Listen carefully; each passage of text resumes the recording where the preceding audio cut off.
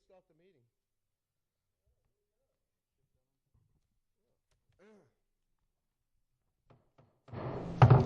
Good morning. We'll go ahead and call to order the February 11th, 2014 meeting of the Indian River County Board of County Commissioners. I'd like to ask our County Community Development Director, Stan Bowling, to lead us in the invocation, followed by the Pledge of Allegiance by Joe Baird, County Administrator. Would everyone please rise? Let's pray.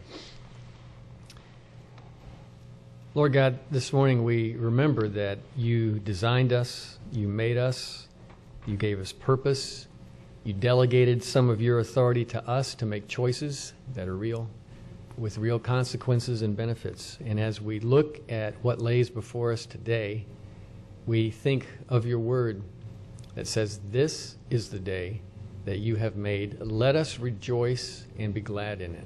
We are glad for the opportunities that you put before us today. We ask for your discernment and your wisdom and your spirit to be upon us and all decision makers today and the choices to be made. And we thank you for that opportunity. In your name, amen. Amen. Amen. Thanks, Please face the flag. I pledge allegiance to the flag of the United States of America and to the republic for which it stands, one nation, under God, indivisible, with liberty and justice for all.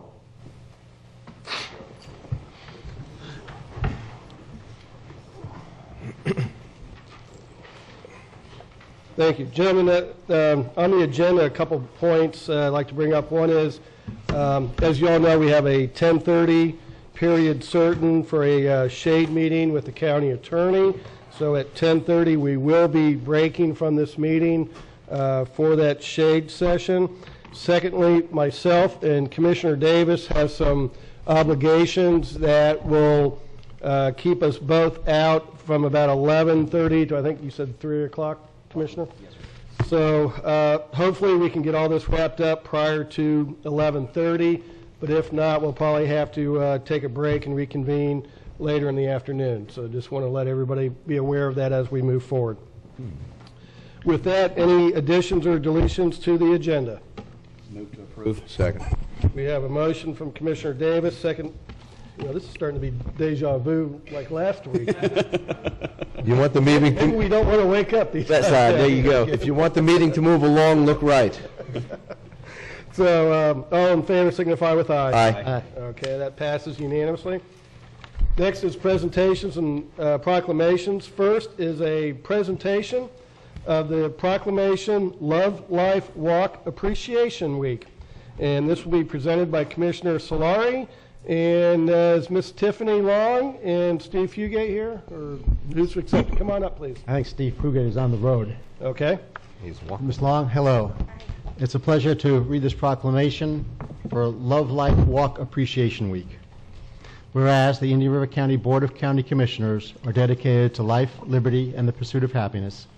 And whereas Steve Fugate is an Indian River County resident whose mission is to remind people to love life.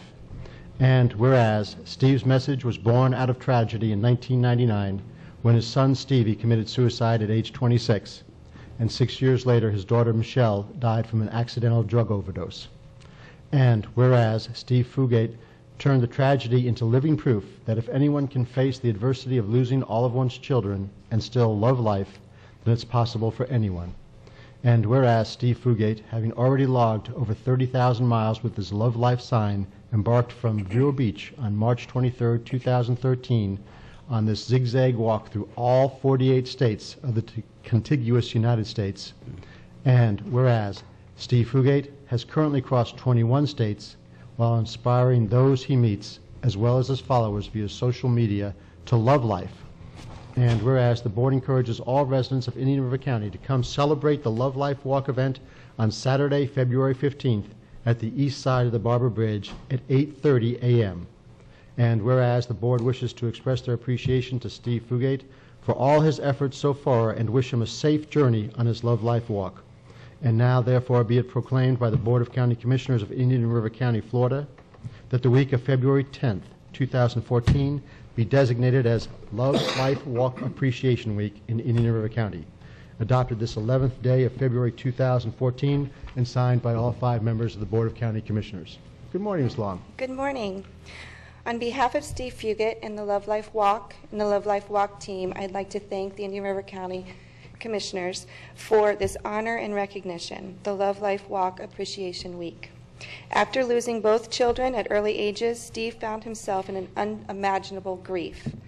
Through this morning, Steve felt the call to walk not only for his therapy and to honor his children, but also to prevent even one parent experiencing such pain. Steve's current walk started in March of last year in Vero Beach, and he has crossed the southern states, and he's now in California. His message is as simple as the sign he carries: love life. Steve meets people right where they are. He shares his story and listens to theirs. Though Steve's encounters are brief, they are intimate and make personal impact. You are invited to follow Steve's journey and read about his trials and blessings and the people he encounters at www.lovelifewalk.com or interact with Steve on his Facebook page, Love Life Walk. This Saturday at 8:30, Friends of Steve's and Love Life Walk followers will gather to walk a few miles to show some hometown support. I would like to close with a few words from Steve. He writes, "I want to express my deepest appreciation to all for creating and pursuing such a wonderful idea as a Love Life Appreciation Walk Week in Indian River County. Such footprints we want to leave behind us. From my heart, thank you." Thank you very much. And I hope you have somebody with a camera today, because when you get the picture taken with the getting the proclamation, I hope that it ends up on Steve's Facebook page in an hour or two. Do you Good. have a camera? Tiffany, if you'd like to come up and get the proclamation. Why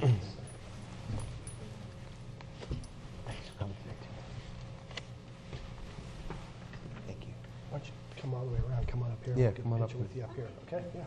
Yes, ma'am.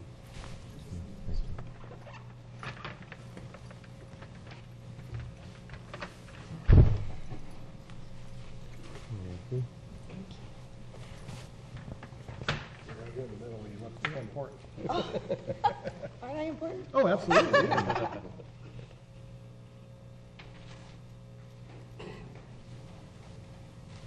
Good. Thank Thank you, you, gentlemen.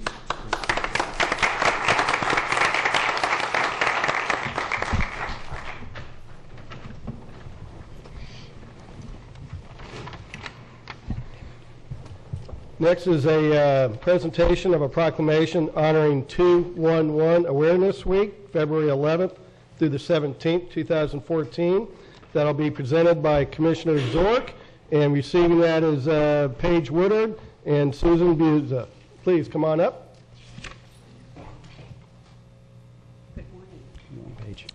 Good morning. I'll read the proclamation, then if you have a few words you'd like to share afterwards.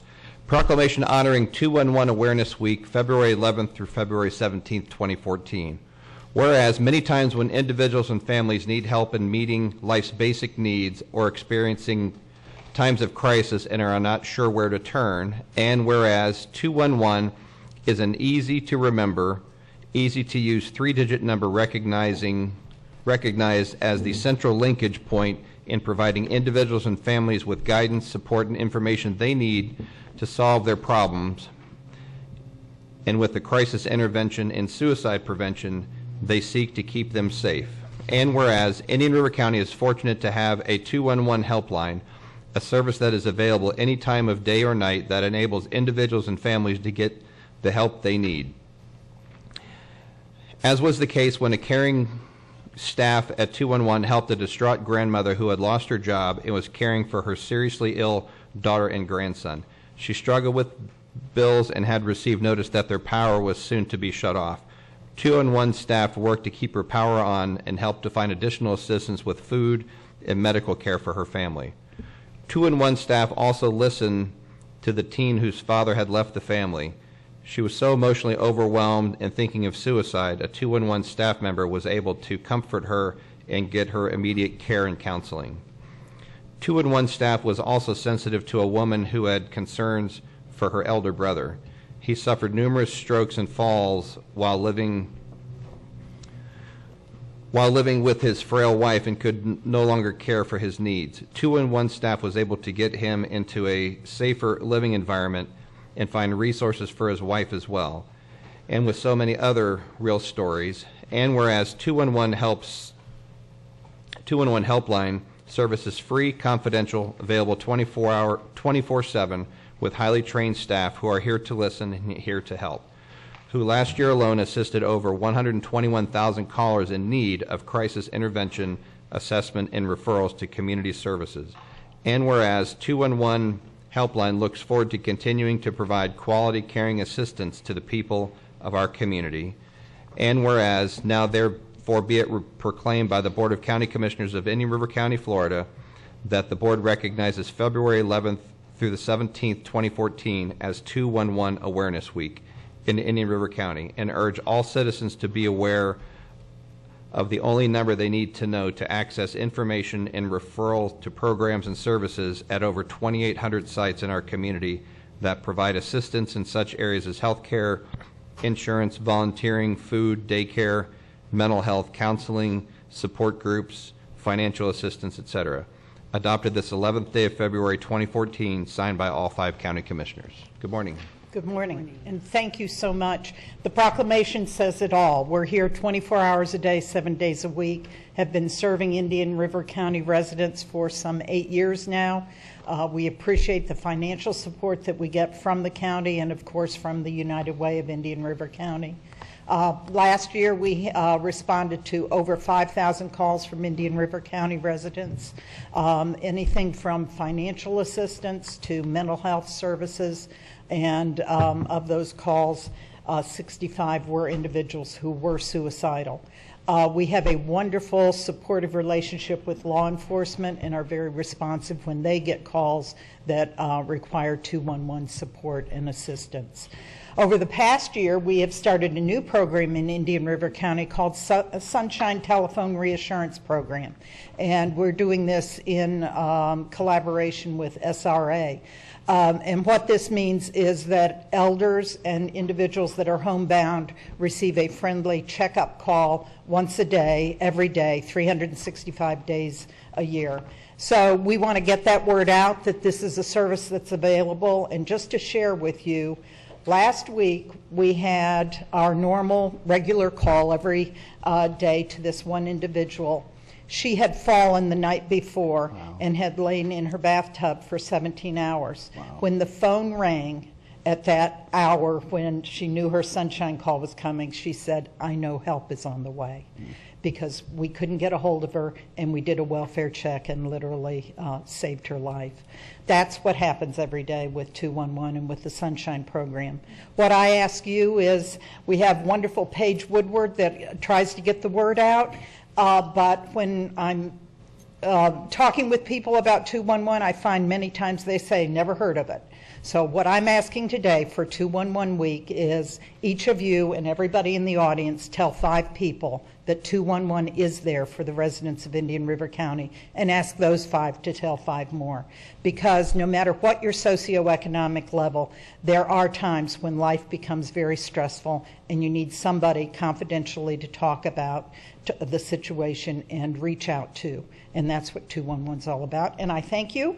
And I have a snapshot report for you. And we also, Paige, you want to talk about the PSA? Sure, thank you. We have made a new PSA this year that we're excited to be able to, thanks Peter.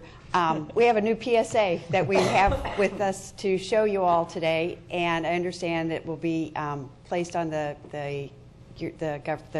county website as well, or in county television channel. Again, to help create awareness and let people know how easy it is, that we don't have to sit and wonder, now where do I go? I don't know who does what. Simply calling 211. You get to speak with a trained resource specialist who can help point you in the right direction.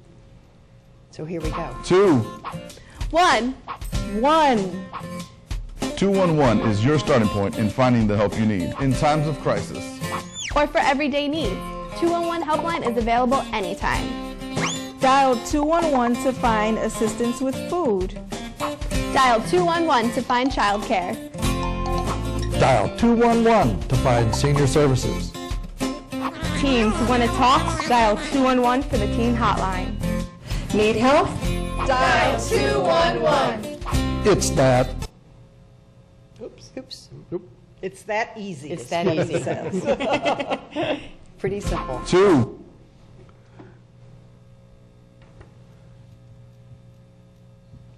That's not part of 2. 1 for the teen hotline. Need help? Dial 211. It's that simple. It's that simple. It's that simple. It really is that simple.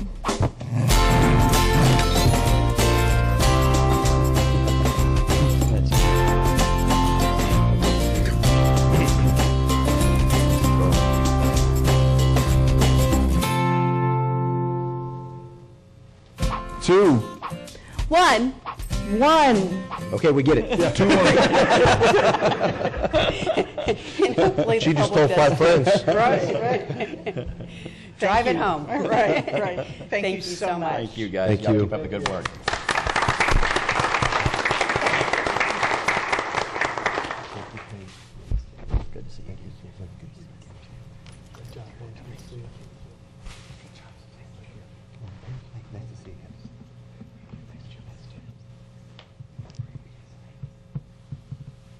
Turner, I think we have a... Yeah.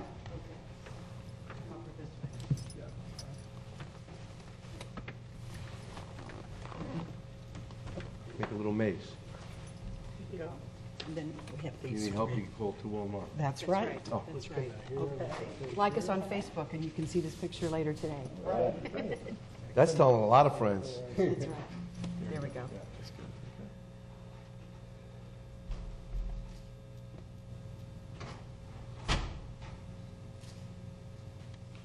Okay. Thank you. Thank you. Good to see you. Thank you. Thanks for all you all do, too. Thanks.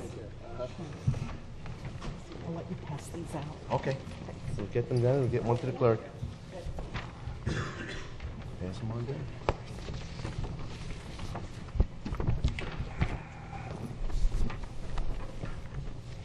That matures. All right, thank you. Next is approval of minutes of the regular meeting, January 14, 2014. Move approval. Second. Motion from Commissioner Fletcher, second from Commissioner Davis. All in favor signify with aye. Aye. Any opposed? That carries unanimously. Under informational items, there is the adoption of the revised purchasing manual, memorandum dated February 3rd, 2014. Is there any discussion on that? Great job. Okay. Seeing none, we will move to the consent agenda. Gentlemen, anything to pull on consent? Move approval. Second. Motion from Commissioner Fletcher, second from Commissioner Davis. Is there anyone in the audience that would like to have a consent agenda item pulled for further discussion? Bob's quiet. Okay, seeing none, we do have a motion and a second. All in favor signify with aye. Aye. Is there any opposed? That passes unanimously. Takes us on to the constitutional officers, and first up, Jeff Smith, the Indian River County Clerk of the Circuit Court and the Comptroller. Presentation of the CAFR Award by Jeff Smith. Thank you. Good morning, Mr. Clerk. Thank you, Chairman O'Brien and Commissioners. I'm very excited to be here this morning to present you with as your Comptroller, to present you with the Certificate of Excellence in Financial Reporting issued by the Government Finance Officers Association of the United States and Canada.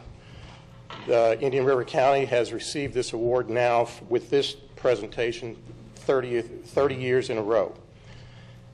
What is a CAFR? Well, the CAFR acronym that we use as CAFR represents the Comprehensive Annual Financial Report of the county. It comprises the financial information of both the county as well as the individual constitutional officers. The information in there is presented according to standards promulgated by the Government Accounting Standards Board, GASB. These financial information is then audited by an external independent accounting firm, which is a member of the American Institute of Certified Public Accountants. And then, once that is done, then we apply to the Government Finance Officers Association for the certificate. It takes about 4 months from the time that the books are closed until the CAFR is published. The auditors are in our offices during that entire 4-month period. Why is it so important that a CAFR be presented? Well, what it does is provides the ultimate assurance, accountability, and transparency to the citizens and taxpayers of Indian River County that their tax dollars are being collected, managed, and held in the most highest professional standards possible. And an unqualified opinion, quote-unquote clean opinion, which we have received, is used by rating agencies to rate our bond issues. And as you know, we have the highest bond ratings we can get, and that's because our financial statements and our financial position are excellent. Rating agencies also refer online to our CAFR to ensure compliance with bond covenants that we have on our bond issues, such as revenues pledged, percentage of revenues, and debt service coverage ratios. Granting agencies also use this information that we submit to them and compare it to the CAFR to make sure that we're complying with the grants that we have been granted. All 44 funds of the county are presented in one document along with the individual constitutional officers so that transparency is done in the highest possible form. Our goal has been to reduce the amount of these CAFRs that are presented or published. And you can see that by the thickness of it, this 370-page document, we have reduced the actual printing down from 110 to 13. So we have this entire document on CD and online, and we present those or provide those website links to granting agencies, rating agencies, state, local, and federal regulatory agencies, as well as any other funding organizations. They have changed the format of the award. Usually we have, and if you walked into my office, you see the awards mounted on the wall. They've now gone to a more heavy award made out of granite, and each year we get the award, we'll have another year on it. So it's a nicer presentation, but it's also a cost-saving method for them. I would like to thank my staff, as they're here, for all the hard work that they do to prepare, account, collect, invest your funds and the taxpayers' funds.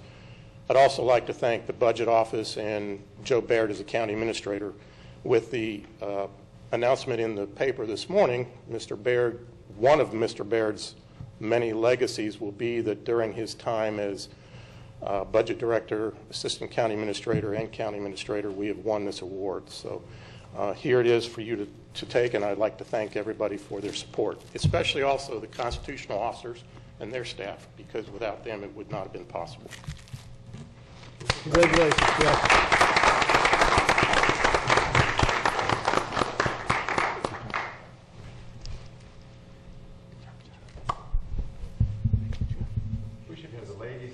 Yes, please. Yeah, actually, Got Jeff, your why team don't you here. Have them all come up. Come on, team. Come on up. Come on up. Right here. Maybe they'll only give the granite ones to the repeat people. Wow, that is heavy. We get one more, and I don't know where we're going to put it. Well, you get all the little tabs. there. Jason? That's great. That's great. Well, I'll let you guys hold that for the picture out front. Thank you. Jeff. Thank you. Congratulations. Oh. Do we have a... for Jason? Oh, we got Vincent. Okay. We all gathered in here? That's pretty tall.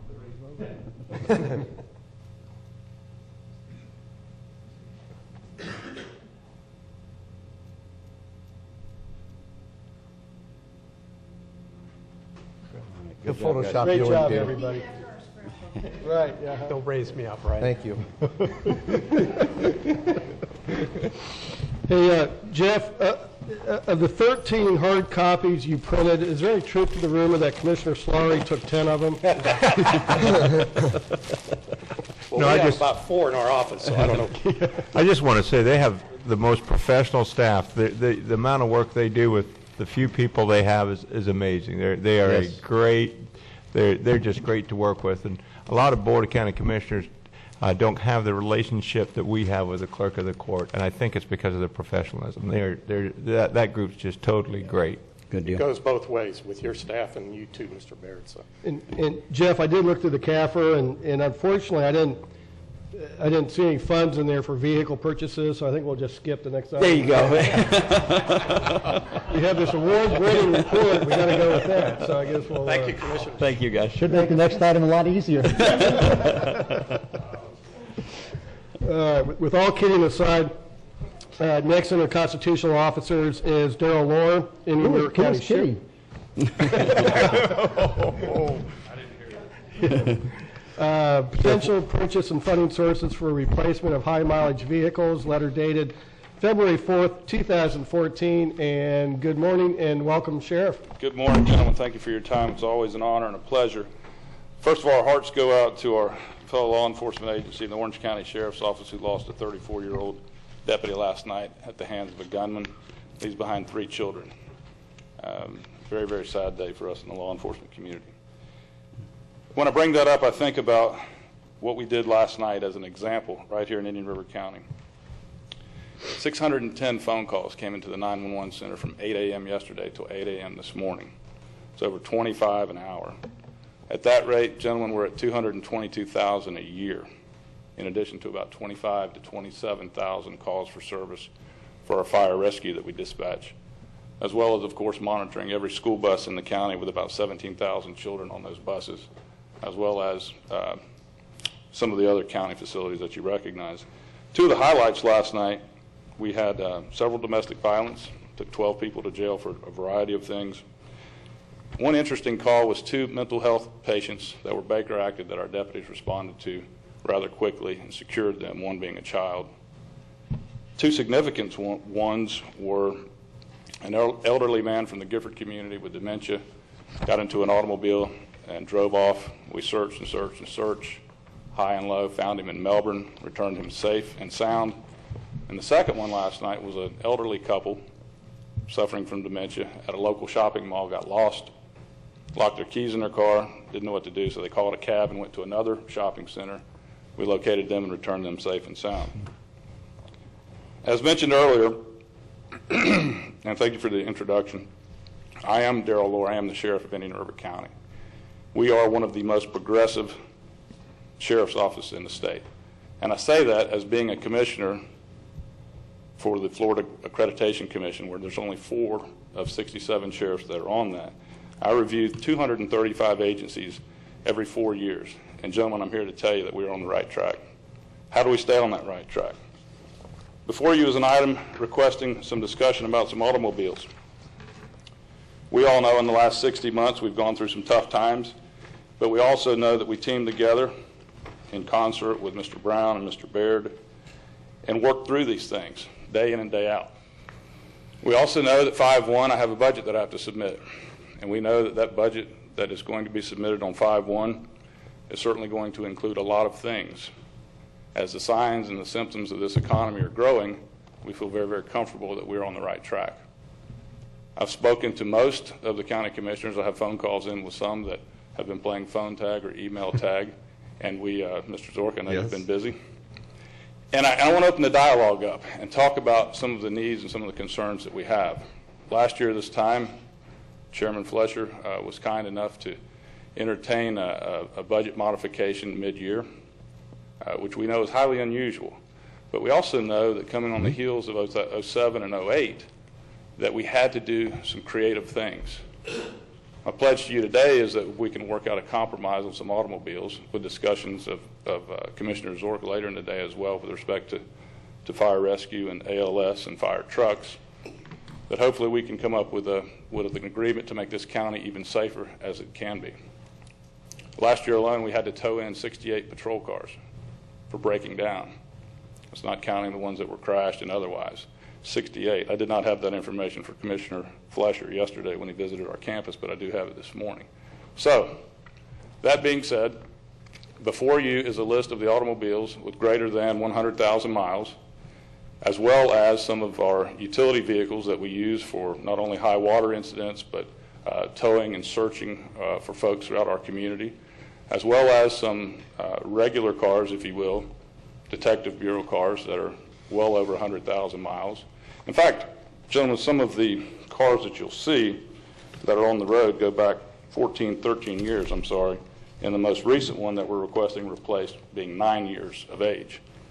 We've had a lot of success with the Dodge Charger, very, very few symptoms of breaking down and the like. Obviously, most of those are still under warranty. I'm very proud of that, and they represent the agency well. They represent this county well. Folks come to our county, they see those cars, and they recognize that we are progressive. And I can assure you that is our mission. Clearly, we are the best agency in the Treasure Coast, and we will be the best agency on the east coast of the state of Florida. No doubt about it.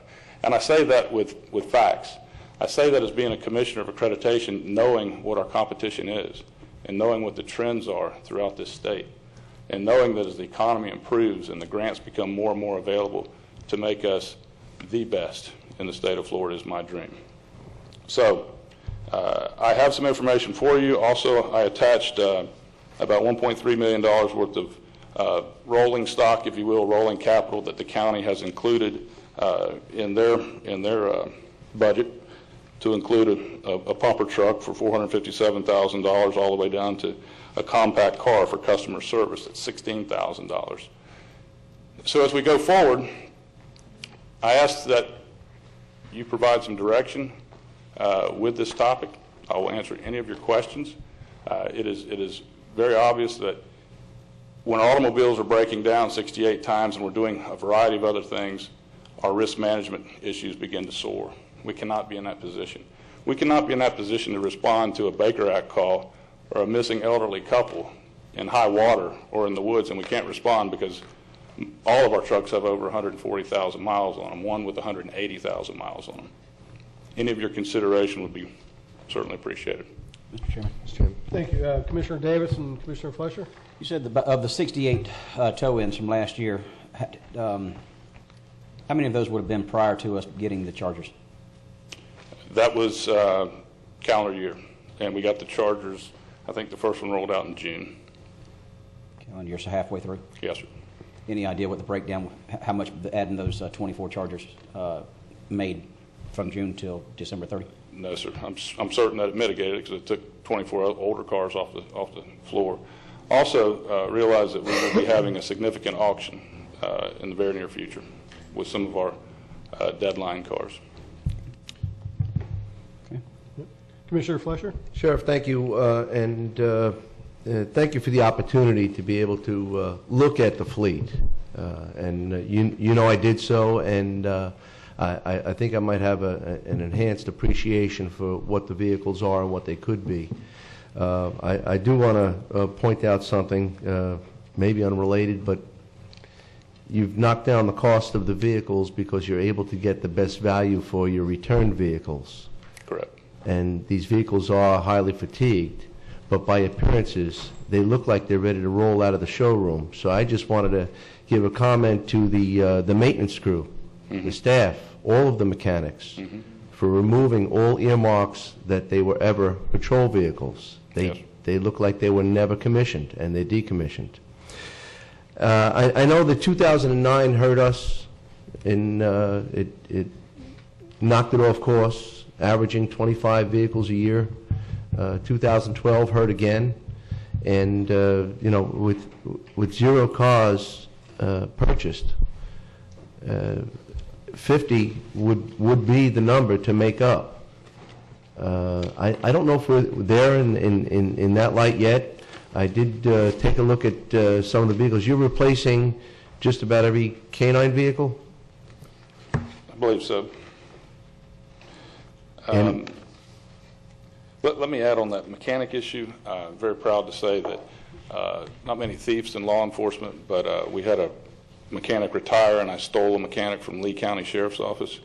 And this young man, as you know, Mechanic Haas, I'm told that he is working as hard or harder than Mr. Haas. So wow. Let me tell you, our fleet, of course, we service the municipal cars as well in our fleet, and that is why we're able to maintain that status.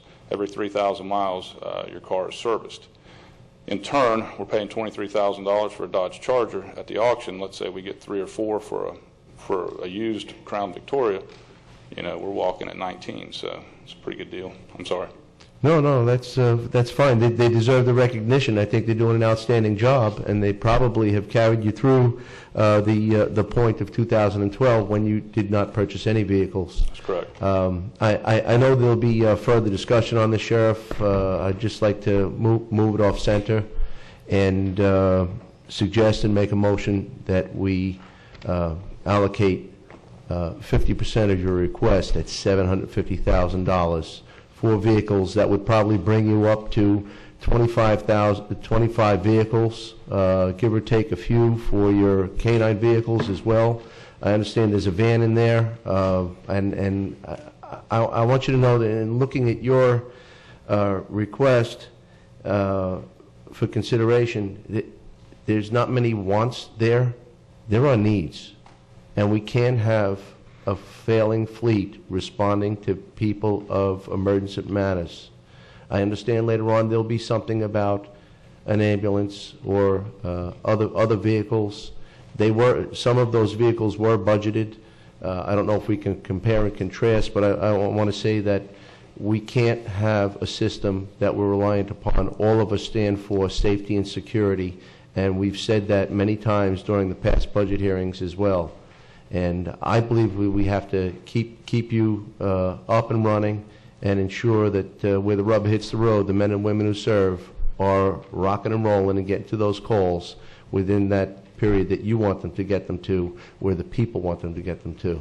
So I understand. Just made a motion to go with $750,000 in allocation. I can,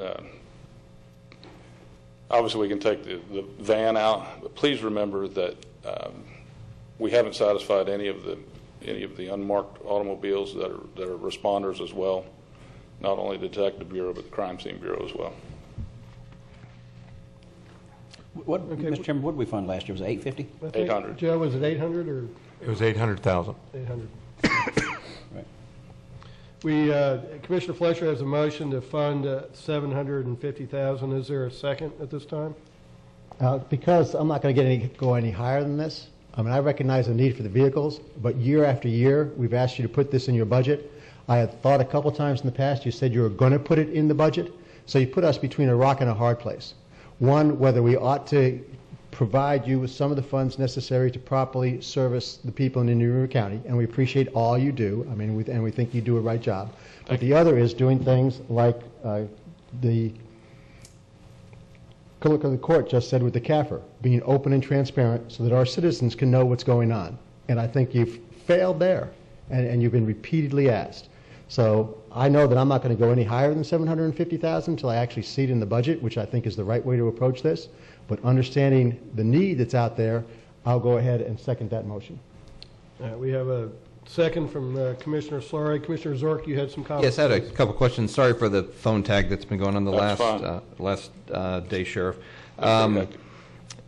If the current proposed, what I call your frontline sheriff's vehicles, the one that are responding to the majority of the 911 calls, yes, sir. Will that bring your current fleet of frontline responders to new?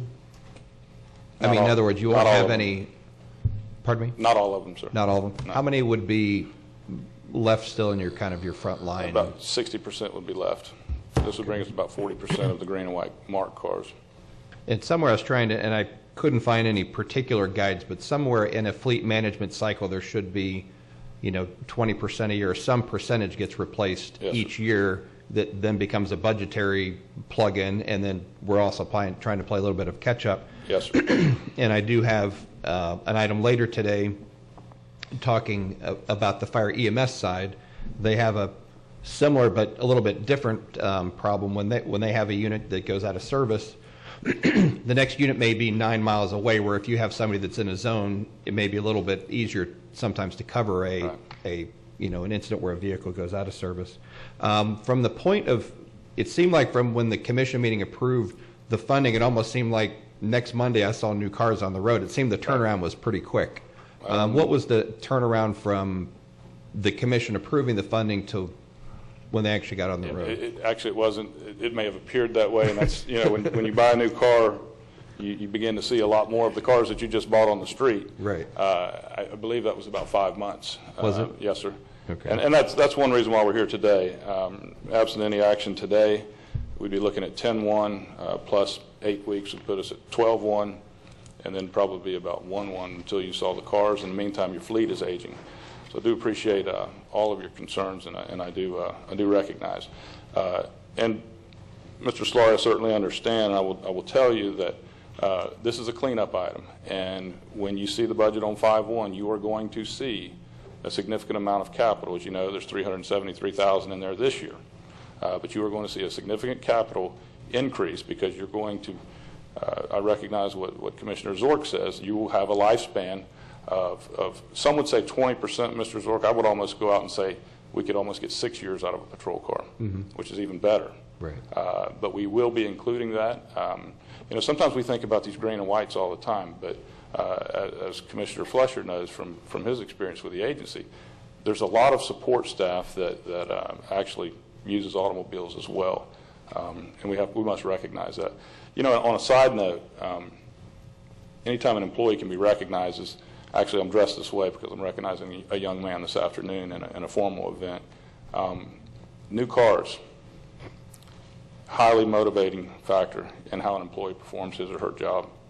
New guns, new anything, new chairs in your office. You understand that, so thank you. Mr. Chairman. I still have okay. On the discussion.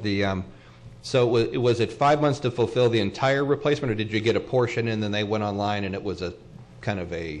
They did trickle in, yes, sir. And then as our fleet staff recognized how to rework the new car style, they began to get more proficient by the end of the last one.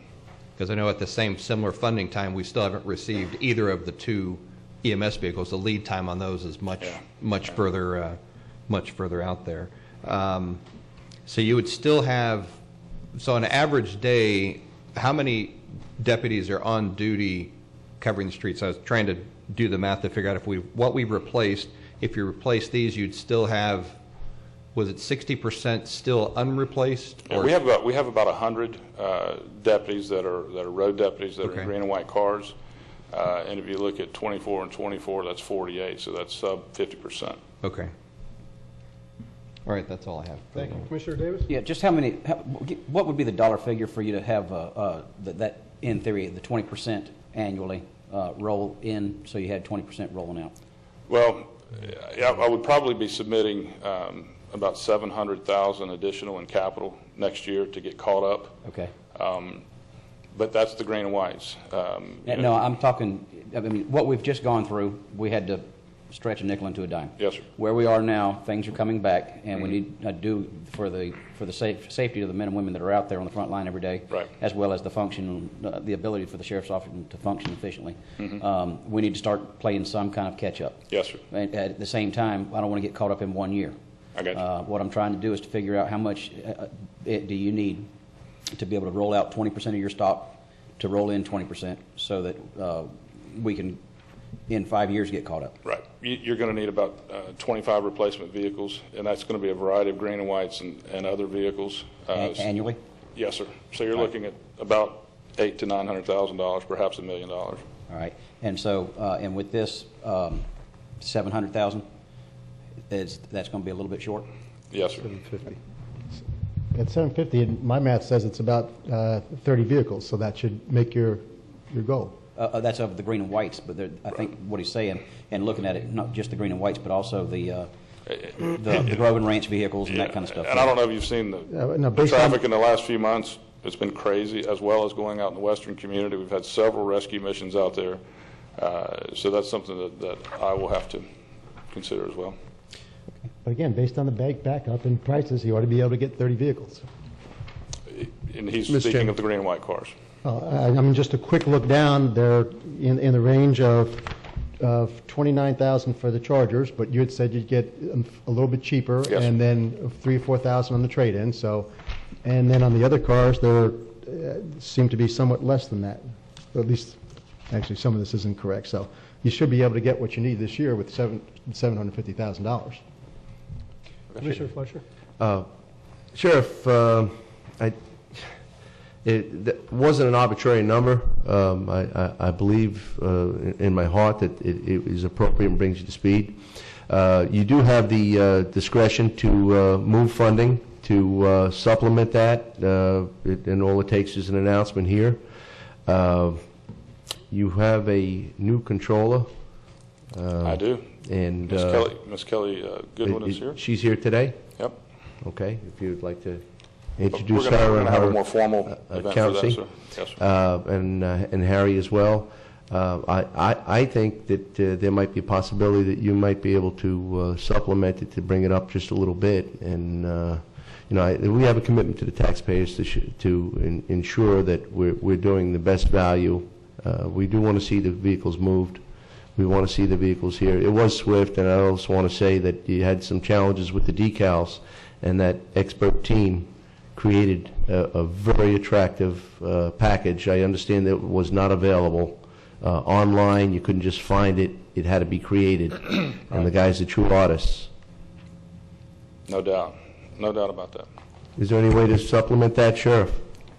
I don't Think we might be able to find Yeah, a few dollars? 5 months into it, I'm still very timid with respect to that. But I think that's the stance that we're at there. It's a mid-year request. It's not to say that towards the end of the year, things do free up. We see different things happen. So we'll knock on the door again.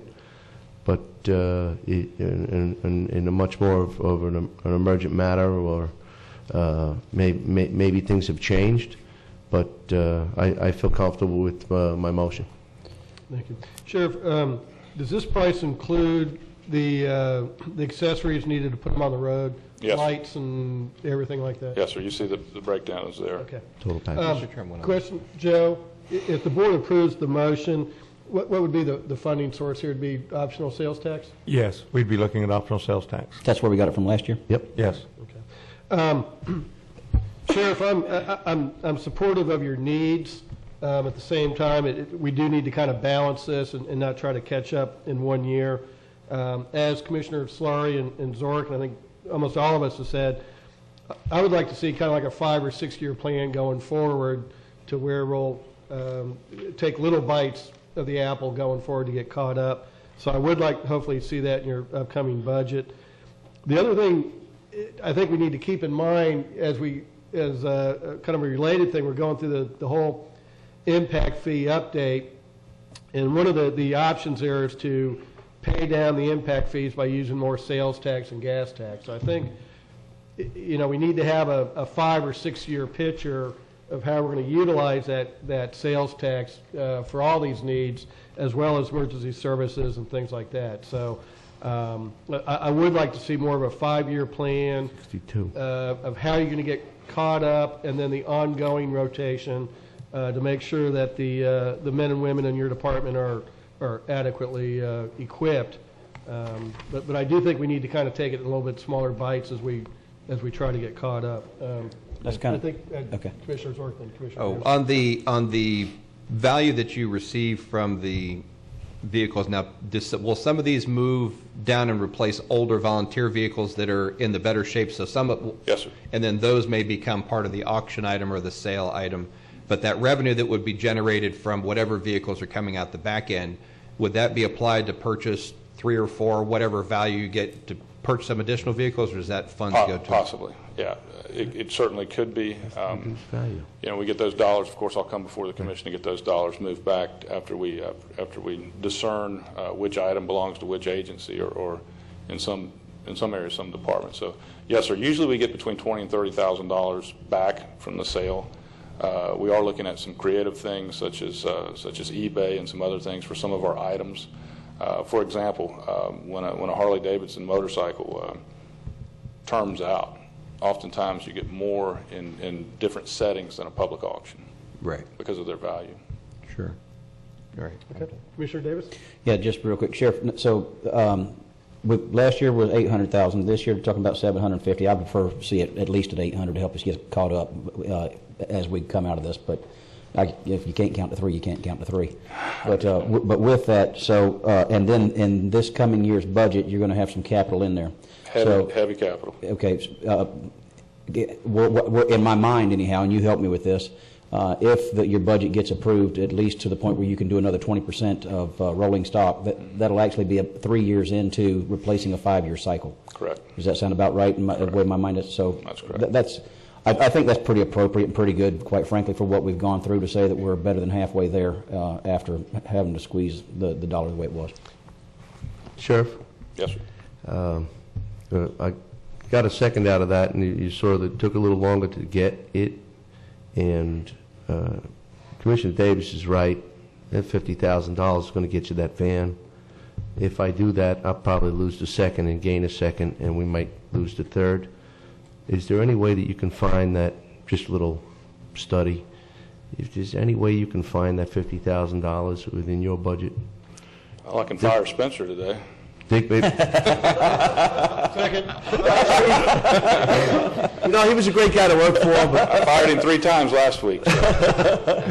Yeah, he said it happens on a weekly basis. Yes, sir. Fresh, I'd just suggest if you want to change your motion, you go ahead and do it, and we'll proceed with that. Let's just see if we can do that. Mr. Chairman, in spite of the fact of the sheriff's presentation there, I'd like to amend my motion to move it to $800,000. Second. Okay, so we have an amended motion from Commissioner Flesher. That's seconded. I'm going to give him a chance. Actually, Commissioner Sawyer, would you like to I appreciate the opportunity to withdraw my second. Okay, thank you. See, There we have a second from Commissioner Davis. Was there anyone from the audience that would wish to comment on the motion at this time before we proceed to vote? Yes, please come up. State your name and address for the record.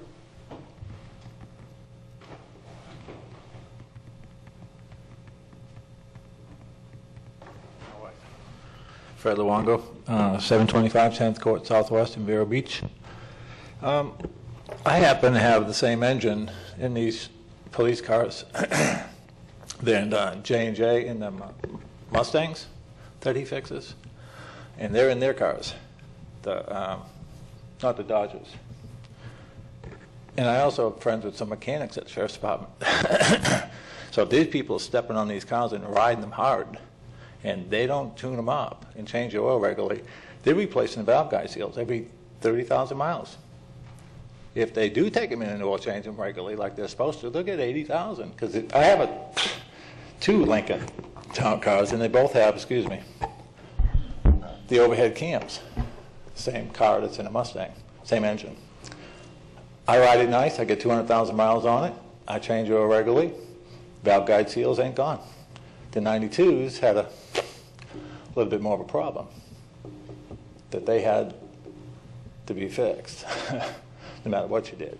So if these guys are out there riding these cars hard, and they're lazy sheriffs, and they don't go over there and change oil, they're rebuilding these valve guide seals at 30,000 miles.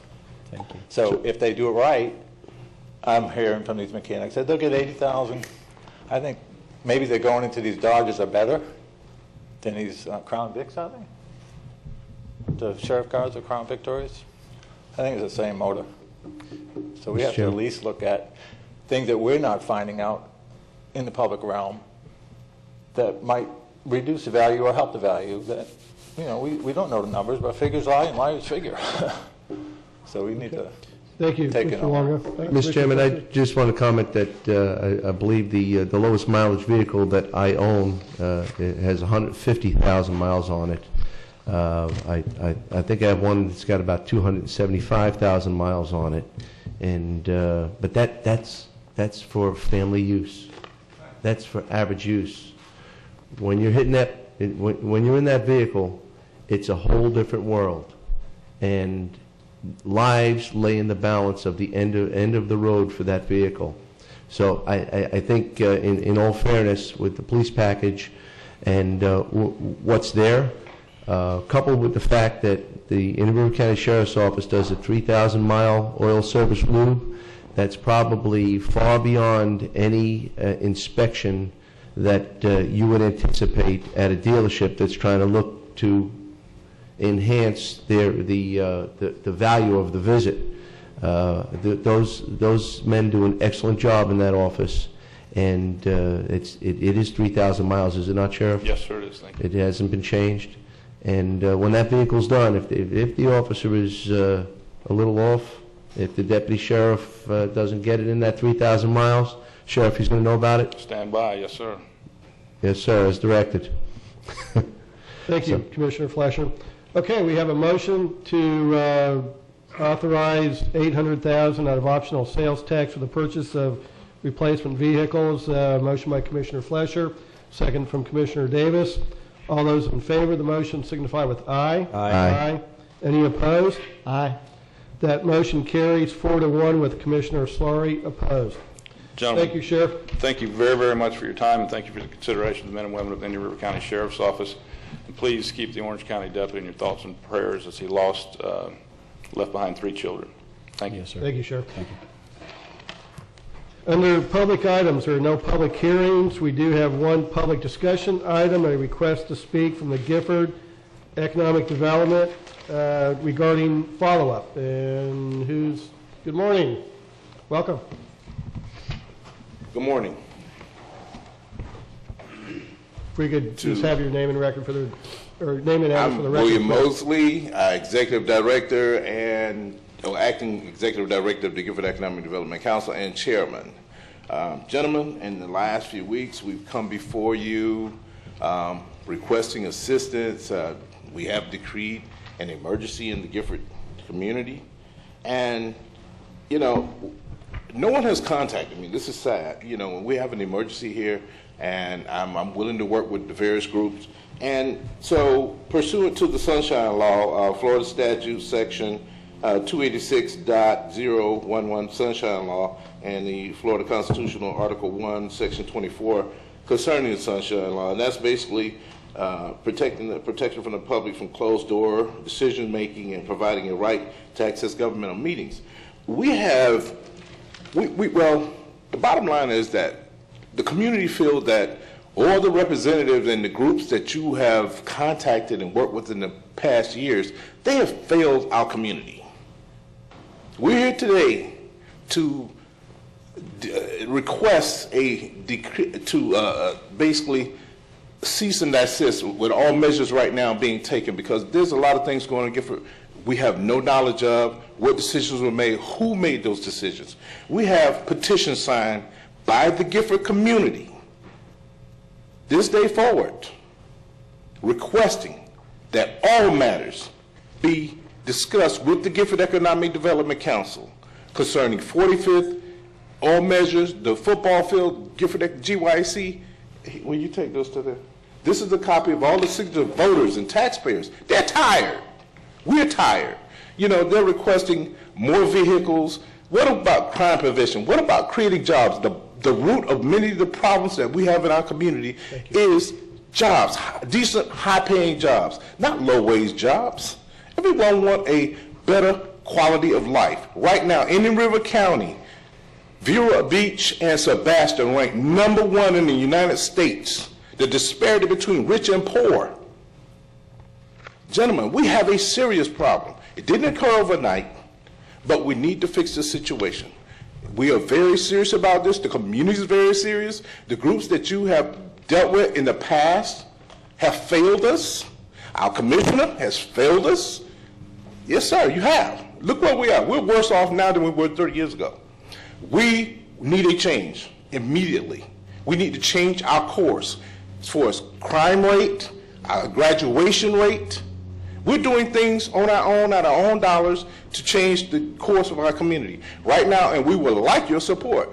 On May 24th, we have our first annual fundraiser, a golf tournament at the San Marie Golf Course, and we would like to see some endorsements. We are raising our own monies to make these changes occur. Gentlemen, we're very serious about this, and we want to be taken seriously, and the community wants to be taken seriously. That's why they signed a petition. No other organization in Gifford has, where the residents have cried out and said, look, we're tired. We've told them nothing, no action. So therefore, this is action, gentlemen. They're speaking out. This is not a joke. This is for real. And we will pursue whatever actions we have to take to make this thing change. We're tired. No more of the status quo. That has to change. We're worse off now than we were 30, 40 years ago. It's sad. I came back home to offer something to the community. And what we have today, gentlemen, I'm ashamed. I am very ashamed. And then when we get national recognition for something, you know, the worst, we live in poverty, gentlemen. We live in poverty in Gifford and Wabasso. We're the areas that are caught in between. These are super rich. We're super poor. And we would like to have fair share. Yes. I don't think what he's asking there is too much to ask for. If we've got somebody or an organization in the Gifford community that would like to be notified, we have a list that will be people of organizations that notify. Gentlemen, there are decisions being made as far as our fields. There are contracts being given out in Gifford that are going to outside agencies. Yeah. This needs to stop. We need to utilize local areas. Right now, there were things in the matrix that were commissioned back in 2000 that have not been done. The skills survey, those things of that nature. The Chamber of Commerce was supposed to help create and encourage individuals to start jobs, create businesses. None of that has been done. It's been basically what we call lip service. Now we have, as an organization, in the process of we want to make those things happen. And those things need to happen now, because right now they're having the Gifford neighborhood meeting, like all of a sudden, you know, this is a surprise. We knew about this in 2000. All we're asking is let's implement these programs that were authorized back in 2000. We're ready to do that. We will be submitting a budget for shortly, requesting information to do those things that were already approved by the 2000 County Commission. And we want to implement those things and more. We want to reduce crime. Therefore, the sheriff would not need new cars. At least that would cut part of his budget. We educate our kids. That would decrease some of the problems that we're having in the school system. The bottom line, gentlemen, many of the problems that we have are job related. Having low wages to no wages, high unemployment, you have low moral, low self-esteem, you have issues.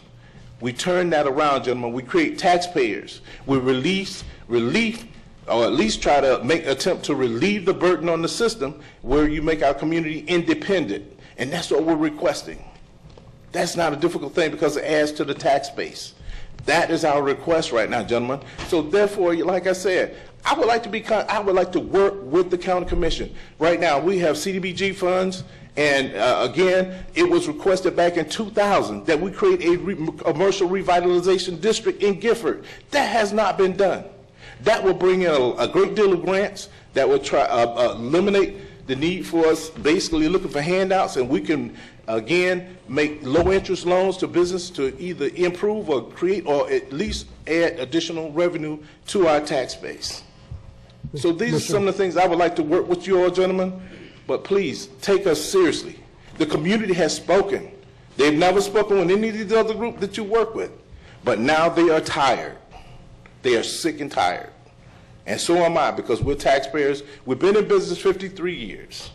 In other communities where you have older business county commissions, they work with those groups. They do business with them. They invite them to do different things where they improve, at least put expenditures in their budget. So, let's recognize, let's add a few dollars to these people paid taxes for over years. Give something back. You're giving land away. Right now, we're in the process of putting together a housing program, which is called Humble Homes.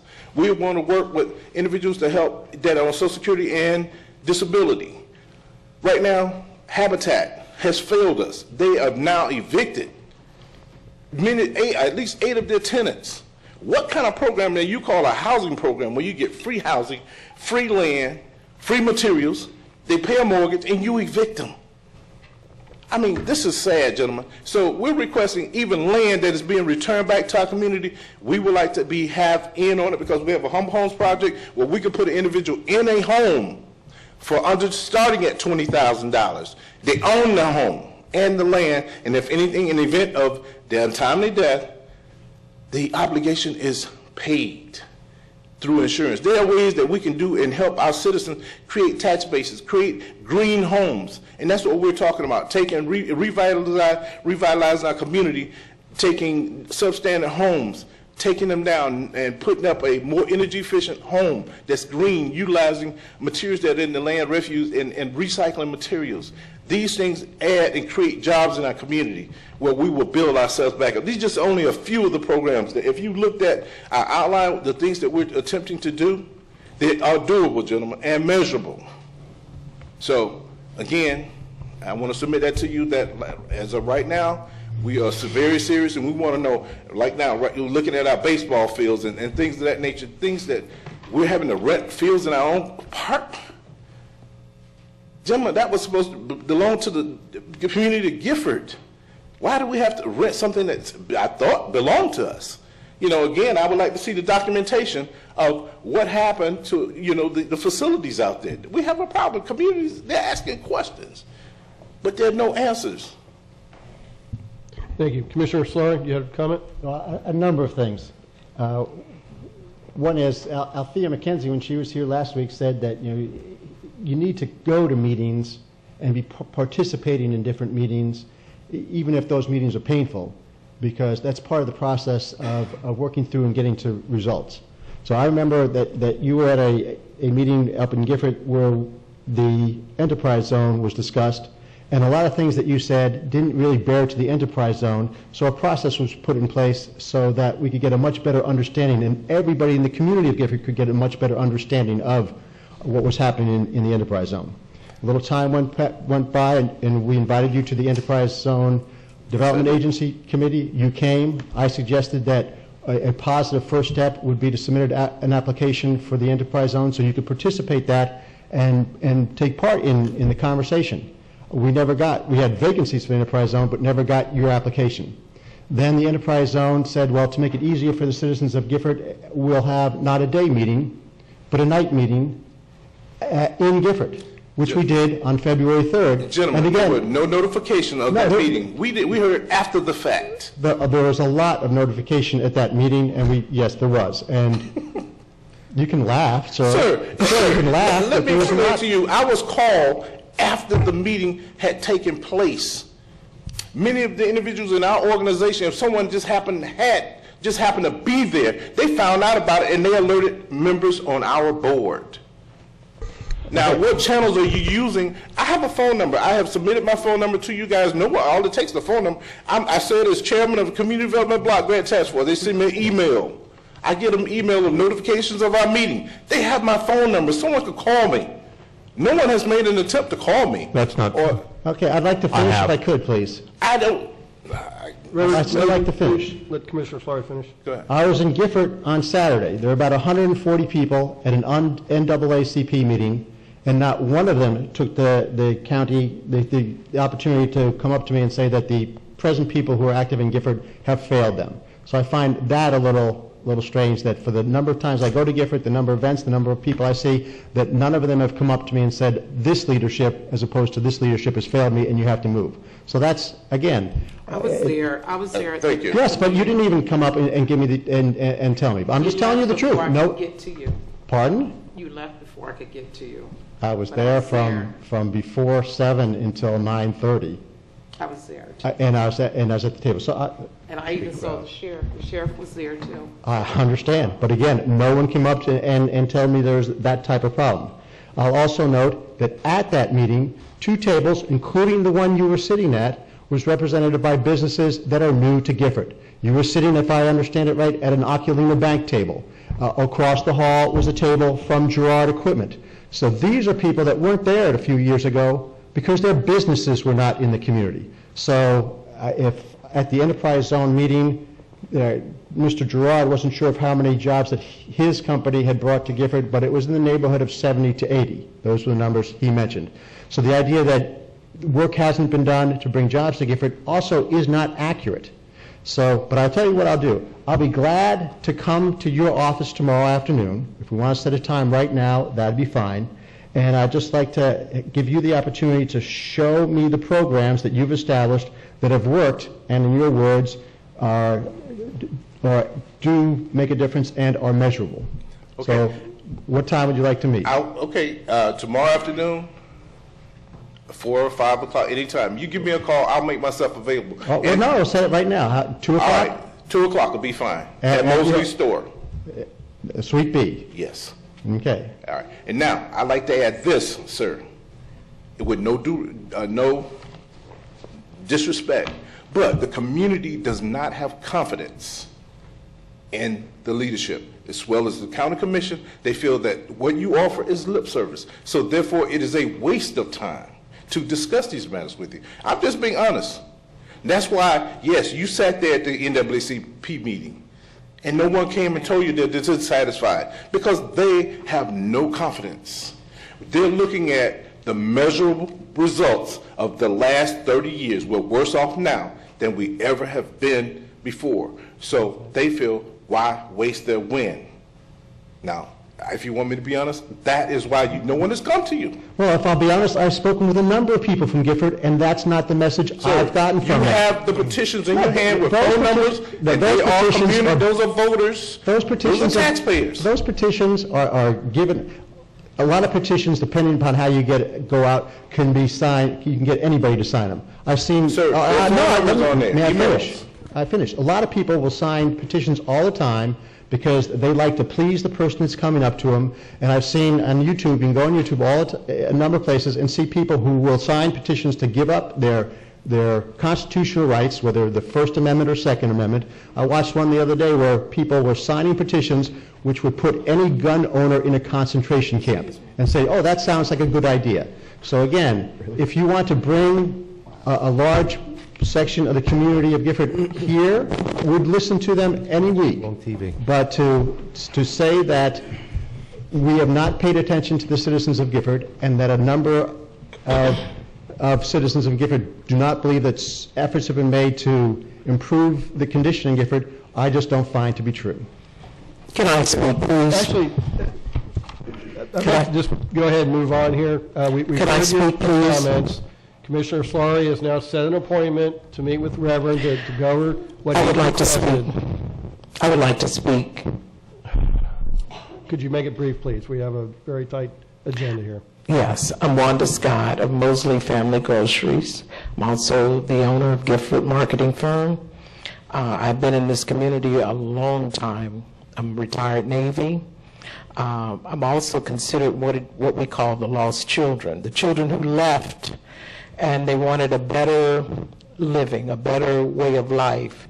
And some of the children did not come back. I came back because I had an aging parent who finally did die. But I would not have come back to Vero because of the opportunity, job opportunities. Okay. Am I talking too loud? How about that? It's too close. You're All right, fine. how about that? Is that better? Yes. I would not have returned back to Vero Beach. Matter of fact, I used to call it Zero Beach because it offered very little for people of color, and I say that strongly. You know, a kid can graduate from high school, a black kid and a white kid. A black kid goes directly into poverty unless they leave here. A white kid can go and work into their parents' business or somewhere, $30,000. Our average income is $14,000 to $23,000, and that is somebody who's been in the workforce 30, 40 years. That is oh God, something's wrong with that. Here's the year 2014. You have failed us. I have supported, I've come, shown myself approved, attended meetings. I've supported a lot of you running for office, and I've stood by you.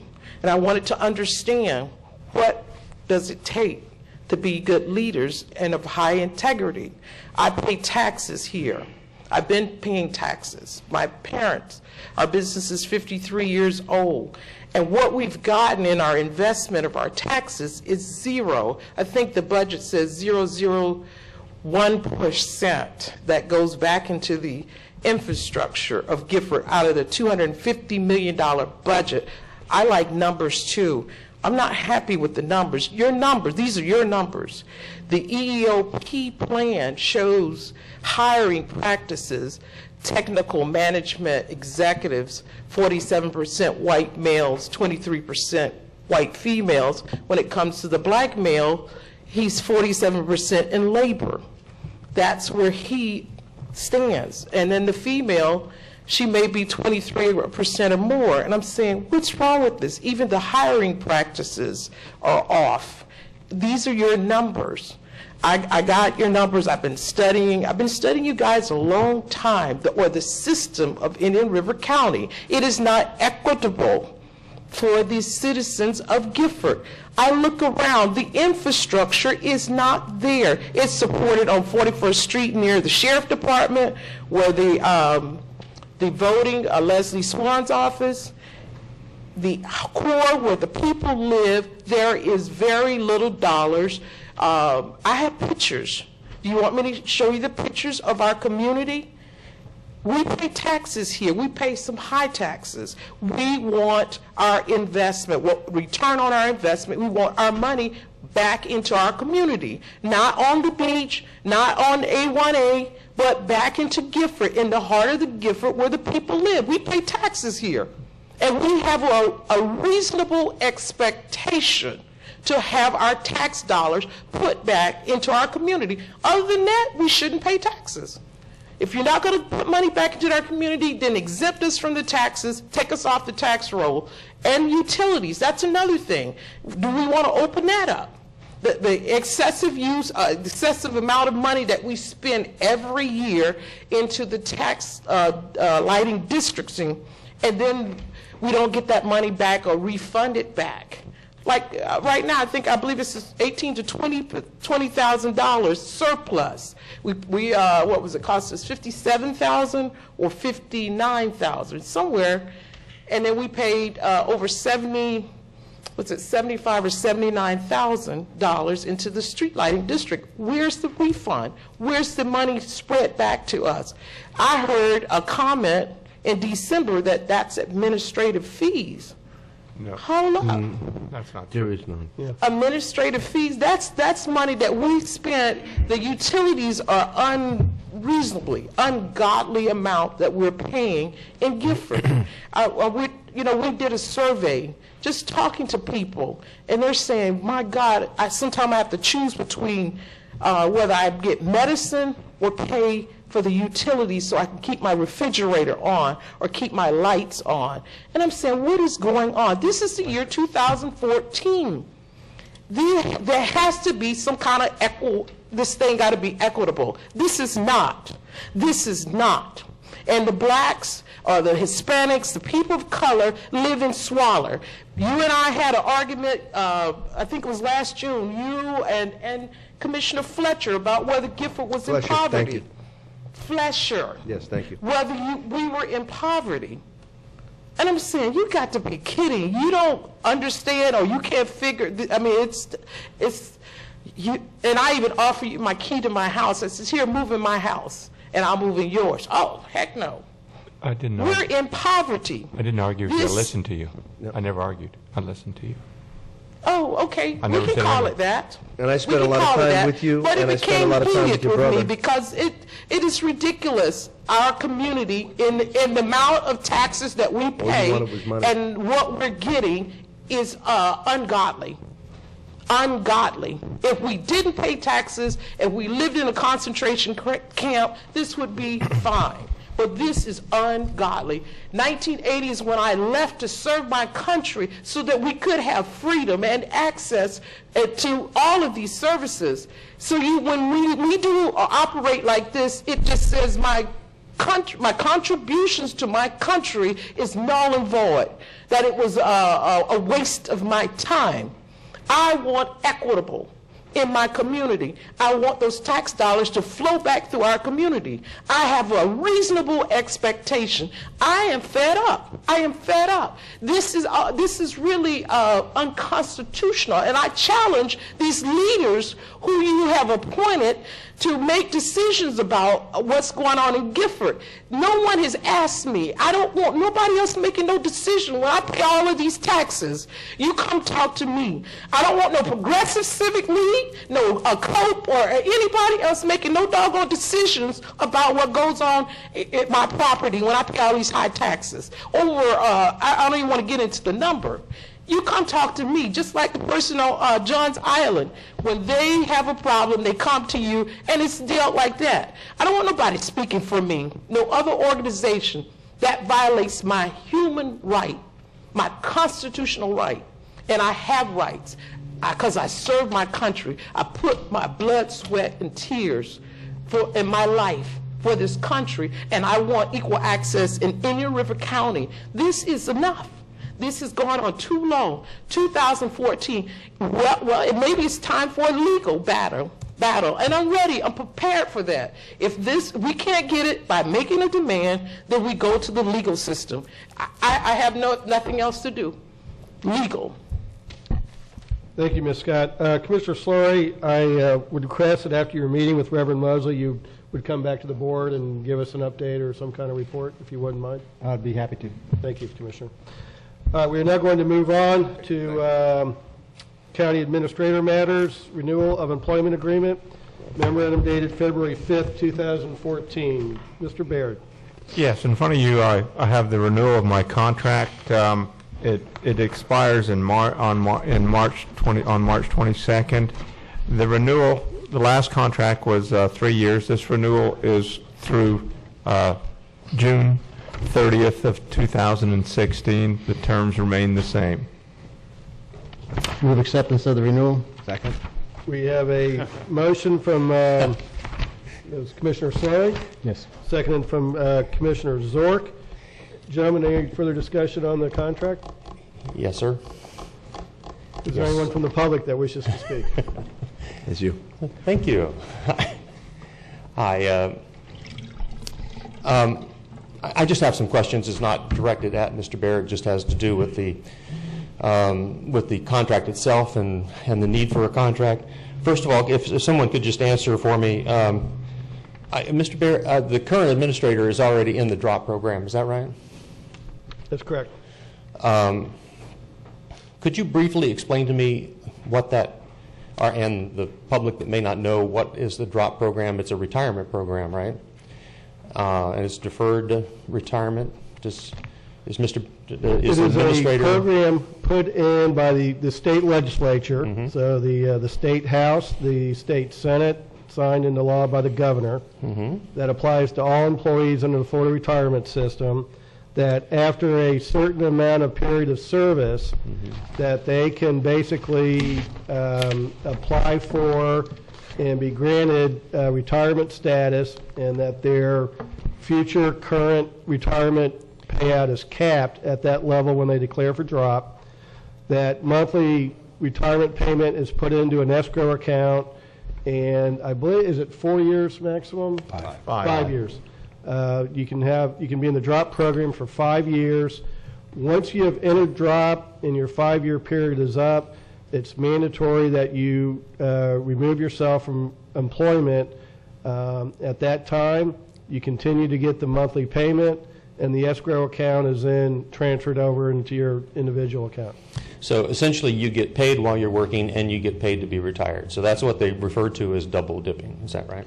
No, I don't think that's the same. When you come back after. When you come back. After you, Okay, right. so you get your salary, and you get paid in a lump sum after you retire. So you're actually, are you getting a salary and a retirement payment? Yes, if you're in drop, you continue working at your current salary, and the retirement payment is put into an escrow account. Instead of it going to your FRS. Right. Okay. Is that right? How many employees with the county have a contract? 1, 2, 3, 4. 4? Well, it depends if you count labor contracts. 2. No, Bill DeBall's got one. You've got 5. Oh, Mike Zito's got one. 5. You've got a total of 5, I think. Okay. I'm sorry for these preliminary questions, but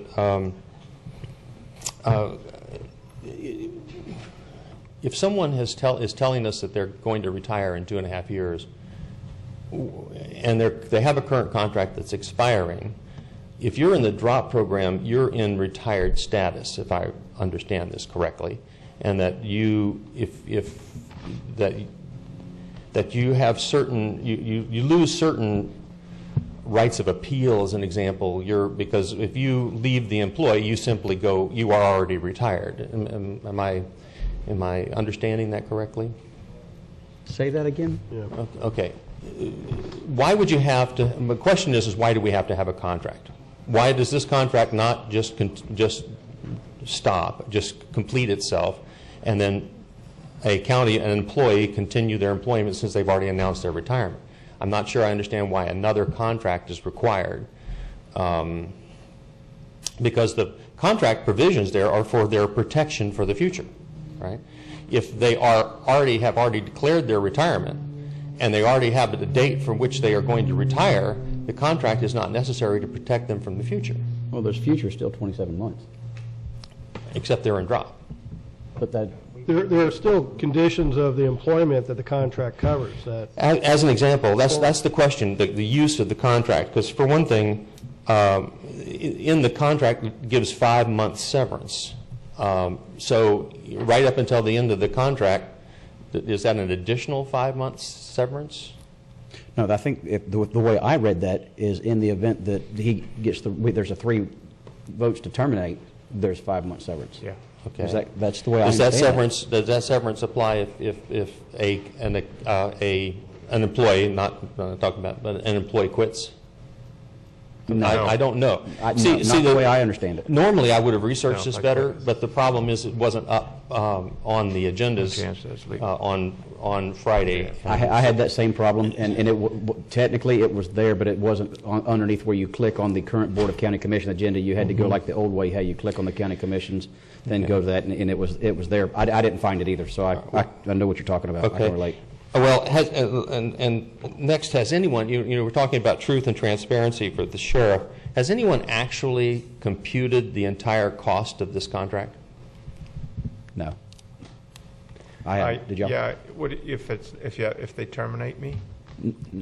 No, I think he meant what do you mean by compute? All right. As an example, just on the back of an envelope, and please forgive me because I didn't have enough advance warning to be able to meet with personnel and so forth. But for instance, if you have a salary of $190,000 times 2.5 years, the cost of this contract is approximately $470,000. Right? The contract allows for 400 hours of sick time. Is that right? Okay. I believe. Calculating the salary level of this particular employee, it comes out to be somewhere around $98 an hour, which translates to about $40,000 in sick time. And I could be completely mistaken because I haven't met with the. So that's why I'm asking you the question. You can accrue up to that during the period. Doesn't mean you're going to get that in the 27 months unless it's been accrued over time. This leads to the next part of the question. There's also vacation time for 562.5 hours. Which translates to about $56,000, right? No, there's both. I've got the numbers, but also that's the same as every other employee. By the way, it's just in my contract. It's the same as all other employees. So it's the same as all other employees. But the other employees don't have a contract that says you're going to retire in 2.5 years. The point is that what I'm trying to do now is calculate because the custom of banking your sick time and vacation time. Remember what sick time and vacation time are for. They're for recharging and they're for protecting you against some sort of illness in this time. Now, we've been told that in 2.5 years, an employee is going to leave. The need to bank those times of sick time and vacation time no longer exists. We have 2.5 years warning to be able to burn off that time. Because what happens is they trade in that time for additional retirement benefits.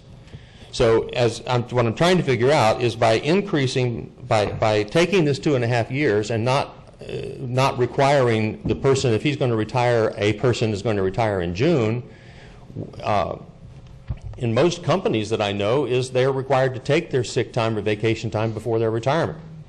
which means that if since we have 2.5 years warning, it seems like this employee, instead of could continue to be employed through the 6 months of 2016, they could just simply have their last day of work being December 31st, using that sick and vacation time, which they no longer need to bank for their own protection.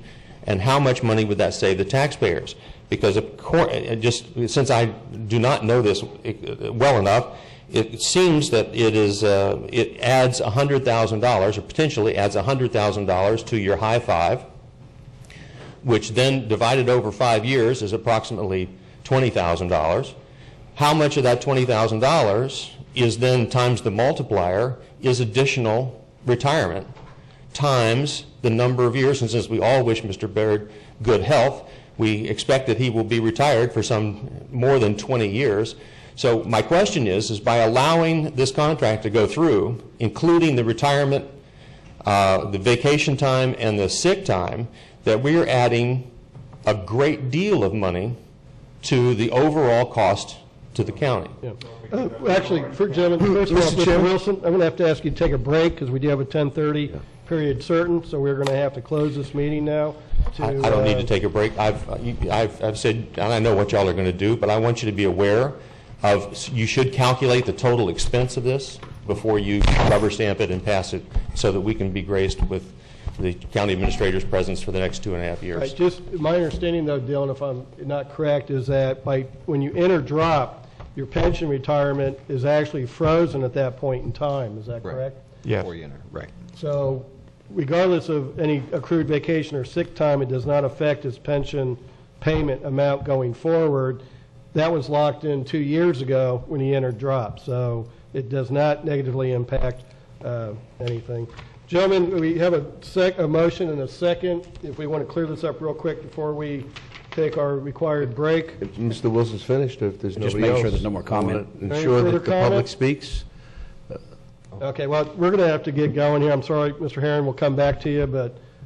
We can hold a vote, sir? No, Glenn wanted to speak, so we'll have to come back after. We'll come back after the closed session. All right. And that's going to be with with this, and then the other obligation you have out of office, or... Well, we'll see how long the closed session takes and what we can get done, but I'm required to read, this is a attorney-client session, Pelican Island Audubon Society, Dr. Richard Baker and Dr. David Cox versus Indian River County and St. Johns River Water Management District, pending with the State of Florida Division of Administrative Hearings, case number 13-3601. This is, the county attorney has requested advice from the county commission, and so at this point, this is the commencement of the attorney-client session. The estimated time of the closed attorney-client session is 30 minutes. Present at the meeting will be Commissioners Wesley S. Davis, Joseph E. Flesher, Tim Zork, Bob Solari, and myself, Peter D. O'Brien. Also present will be Deputy County Attorney William K. DeBraw, County Administrator Joseph Baird, and a certified court reporter. At the conclusion of the closed attorney-client session, this public meeting will be reopened. And with that, we are closed.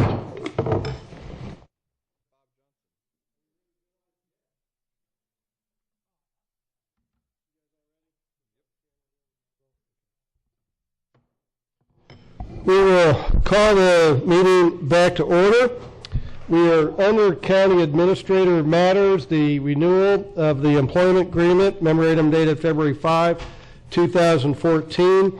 We have a motion from Commissioner Solari, seconded from Commissioner Zork, to approve the employment agreement. And then under discussion, we had public comment. And I believe, Mr. Wilson, you would like to continue public comment.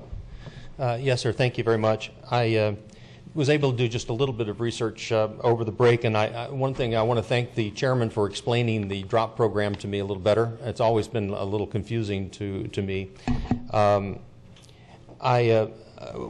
thing I want to set straight is the reason for my discussing today is not a personal discussion about the individual contract that we're talking about, with one exception, and that is the ability for a public employee to cash in their sick time and vacation time for cash. Now, that has been a policy. It's been something that's been done over the years. I understand that. And I don't believe that we're talking about anything. Certainly, Mr. Baird, the county administrator, hasn't done anything wrong here. These are just things that he is entitled to under the rules being drafted by the governmental bodies that draft them. But nowhere, this is a unique situation. Nowhere are public employees entitled to cash payouts. That is not one of the things that have to be done that way. And the unique thing about this particular thing has to do with two things. Number one is the existence of a contract. The existence of a contract. In another case where you have an employee that does not have a contract, and they come towards the end of their career, possibly even by dismissal. If they are dismissed, then they have to trade in their sick time and their vacation time, and they don't have the ability to have the advanced knowledge to have been able to use that sick time and vacation time. In this particular case, we have two things. We have a contract, and we have a date certain caused by drop.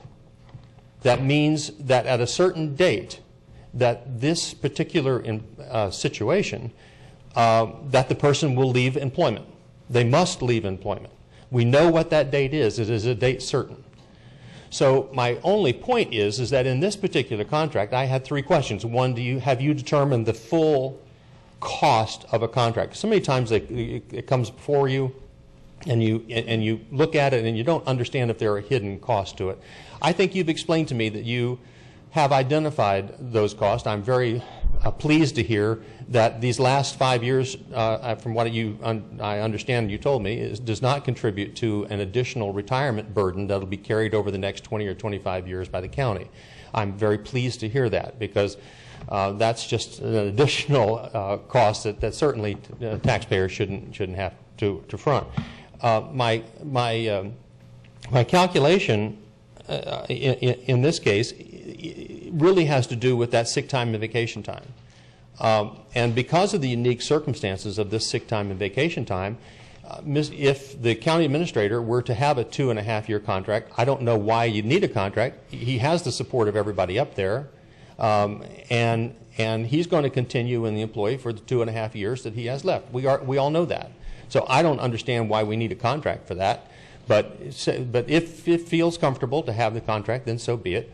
But this contract actually puts in there that he can have this cash payout. And all I'm suggesting is that in this case and in other cases, why is it that we're setting it that everybody always gets to go and take cash? Since we know that he's going to retire on a specific day, his final day could be June 30th of 2016. Is that when it is? 16, 17, 16? 16. June 30th of 2016. But he can take, on December 31st, he can finish his employment and burn off. He has time to burn off the vacation time. If you're in business and somebody's going to retire, you tell them, take some vacation so that you don't lose it. There is no requirement, and all of you, and we've talked many times to the public about what's happening with the generous benefits that are offered by government. This is one of them. It does not take anything away from Mr. Baird that he would have accrued sick time and vacation time. All I'm suggesting is there is time, there is the ability, without any difficulty to the county, because we're going to have another county administrator anyway, that this should not be a paid payout, that actually we have time to work that payout off. And it's not like it's going to, I mean, Mr. Baird has had 30 years of service. He has had a very tough job. But because of the drop, he's got 5 years that he's going to be able to collect while he's still working. He's got a pretty fair benefit and salary package that he'll enjoy for the next 2.5 years. And so, he's going to leave the day after when that drop, most of it is in his drop, and he's earned every penny of it. He's not doing anything wrong. These are benefits that have been given to him by a very generous government. And so what I'm trying to point out today is that this is not aimed at Joe Baird personally. But why do we have to continue to be generous when we're trying to use it or lose it and trying to end these kinds of things when we have the time and the ability to use it or lose it? There is no reason for him to bank sick time when we know when he's going to retire, because after that time he's not going to need the sick time. And that's what sick time is for, and that's what vacation time is for. And so it's not that I'm picking on Mr. Baird. What I'm trying to point out is that you have a policy, and that policy does not require someone retiring walking out of the door with $100,000 in unused sick and vacation time when you can prevent it. And in this particular case, you can prevent it. And I wish you well, and thank you for listening to me. Thank you, Mr. Wilson. Is there anyone else from the public? Mr. Paladin, welcome, and good afternoon at this point. Thank you. Joseph Paladin, President of Black Swan Consulting in Atlantic Coast Building. Very short. Just to comment briefly on that last statement, I'm not so sure that it's in our best interest to have our county administrator take a few months off without having another county administrator in place. I think that puts us at a very negative position. So I'm not so sure it's better in our interest to have him take several months off at the end of his contract and not just take what he gets at the end of his contract like the law allows him to take. That's just my opinion. I just want to take a moment to say that I've negotiated with Mr. Baird several times over the last several years. He's not my favorite person to negotiate with. He's pretty tough to negotiate with, but I respect his ability, and I respect him as a businessman. And I just want to thank him for the service he's done for us and the way he's left this community. And I'm lucky enough to work in a community that's so financially stable as it is, and mostly thanks to him. So I just wanted to thank him in public. Thank you, Mr. Baird, for what you've done. Mr. Chairman? Commissioner Slurry? I'd like to note that at this point in time, I'm between a rock and a hard place. I either have to agree with Mr. Wilson or Mr. Paladin. However, today I'm going to agree with Mr. Paladin, and I'd like to call the question. Very good. We have a motion and a second. All in favor signify with aye. Aye. Any opposed? That motion carries unanimously. Mr. Chairman, just one, Put the mic on so you hear it. just one small area of clarification. It's up to what somebody can set aside. It's a cap, and all county employees have that. They have been dropping over the years. They used to be higher than that, but some employees leave, walk out the door with nothing. Some walk out with something, and some walk out with a different amount. But it's an up to of how much somebody cannot use and be compensated for. But those numbers have been falling over the last number of years. We'll see if it's the map. Yep. Thank you, Commissioner Zork. That takes us to departmental matters, down to utility services. The sewer feasibility study for the North Sebastian area. Results, memorandum dated January 30, 2014. Good afternoon, Vinny. For the record, Vincent Burke, Director of Utility Services. Let me grab mine.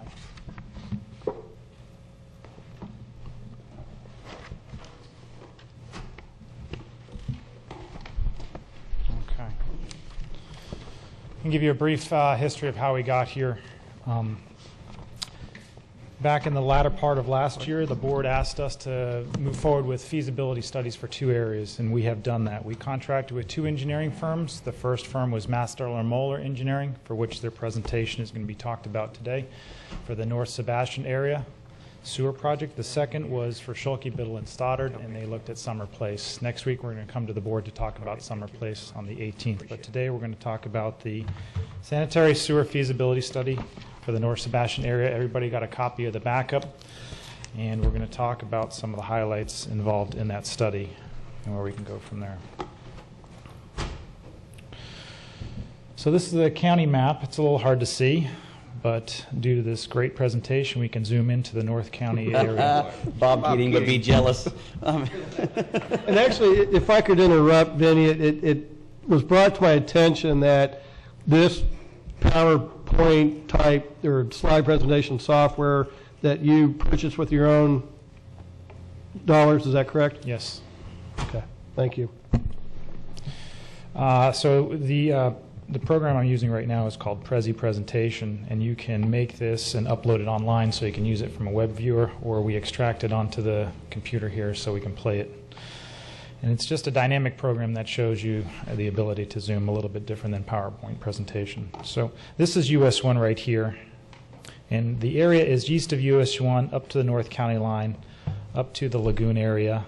And then a Phase 2 area was added to the initial scope of work, Ecludine Heights. And so we're going to talk today about the two phases, the one east of US 1 and the one west of US 1 over here in Ecludine Heights, where it's mostly residential on this left side and commercial and residential on the right side here. So we looked at three main alternatives. The first is the gravity-based system, the second is a vacuum-based system, and the third is the low-pressure system. This is a typical gravity. It's not indicative of what we have throughout, but it's a very simple way to show coming out of the house you have typically a clean-out, travels by gravity into a collector system, and then we have other houses or other homes tying into the system, and it flows by gravity at a specific slope into a lift station, sub-regional lift station. Second method is a vacuum-based system. This is what we have up in Rockledge. And if you look at here, there's almost like a sawtooth designation where it typically takes the effluent from the house. There's a little ambient, almost tombstone, which I'll show you in a minute, goes to a collector system that actuates based upon differential pressure. When it gets to a certain point, the vacuum-based system kicks on and it pulls the material rather than having it flow. And we have this over at Rockridge. We have here some pictures of that tombstone that would be outside of the house to look at the differential pressure. This right here on the bottom almost looks like a manhole, but it's actually the valve pit where the collector system and the actuator is located at. And then you have almost like a building structure where it comes into a receiver tank, and then there's a couple other pumps that then tie it into the existing force main or into another force main downstream. So you have a lot of mechanical equipment and electrical equipment and generators that are necessary for something like that. So that's the vacuum-based system that pulls the material. And Vinny, that's the house we're using in Rockridge? Yes. For the, to house all that pump equipment there? Right. Yes. Yep. Okay. So you have almost a two-tiered lower area where it comes into the collector pit, and then you have the force main pumps that pump it out. And typically it can be stuccoed to look like a residential house. Right. Yeah. Okay. And lastly is a low-pressure system where we have here, it's not very descript, but a collector system that is in essence a wet well, a small control panel. You have a high-level alarm system where you can see the red at the top, and a single system simplex, or we could even have a duplex system, which is two pumps, generator receptacle, and some additional things included there as well. So those are three main types of systems that we looked at in our study. Because we had both residential and commercial, we looked at ERUs, equivalent residential units. And so that is the value of water or wastewater that's typically produced by a typical residential unit, anywhere from 0 to 300 gallons per day on a maximum, but more like 0 to 250 gallons per day. And that's what we use for ERU, is about 250 gallons per day.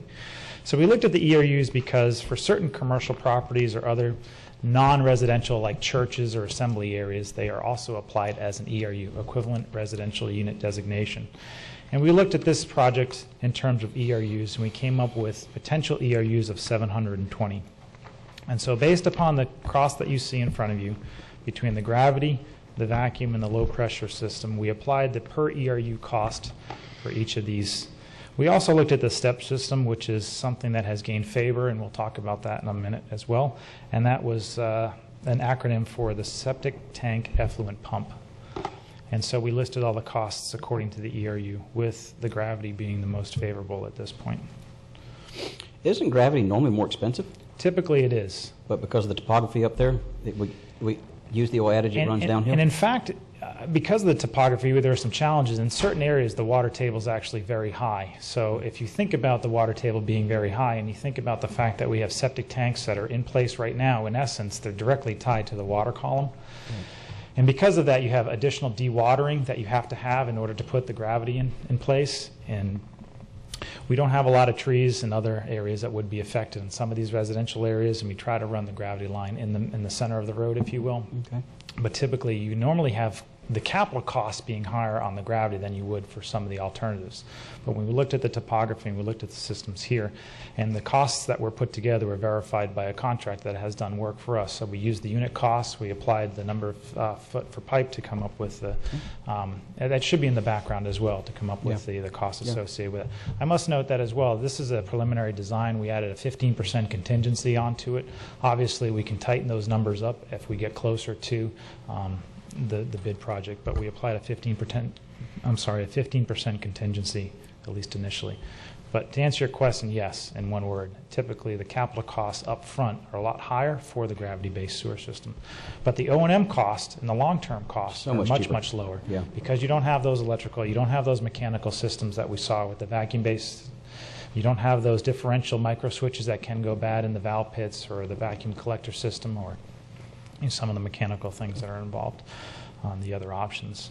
So the selected alternative, which we'll show the maps here in a second, was the gravity for these reasons. The cost, obviously, not only the capital cost, but then the O&M cost through the life cycle of that. During power outages, there's no sewer backup, and we have, especially for some of the larger lift stations, generators on standby, either diesel or not, so that if we do lose power, we do have standby power to run those pumps. Hopefully one day we'll be running them on CNG instead of diesel. If we have CNG in that area. It's coming. And again, the life cycle replacement costs are minimal because there's no mechanical parts between the house, the collector, and the downstream lift station. It's just by gravity. So this is phase one. These maps, again, were created by Master Moeller. And we had looked at the area east of US 1. It was broken up into two sections. The north is on the top of your screen here.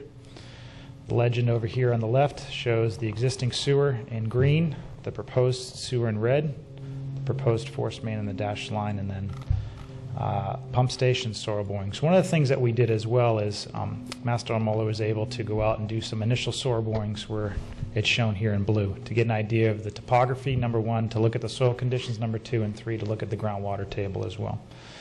So the green indicates along the water that we do have existing gravity sewer in certain areas in North County, but the red would be the new gravity sewer line that would be added. We have existing force mains here.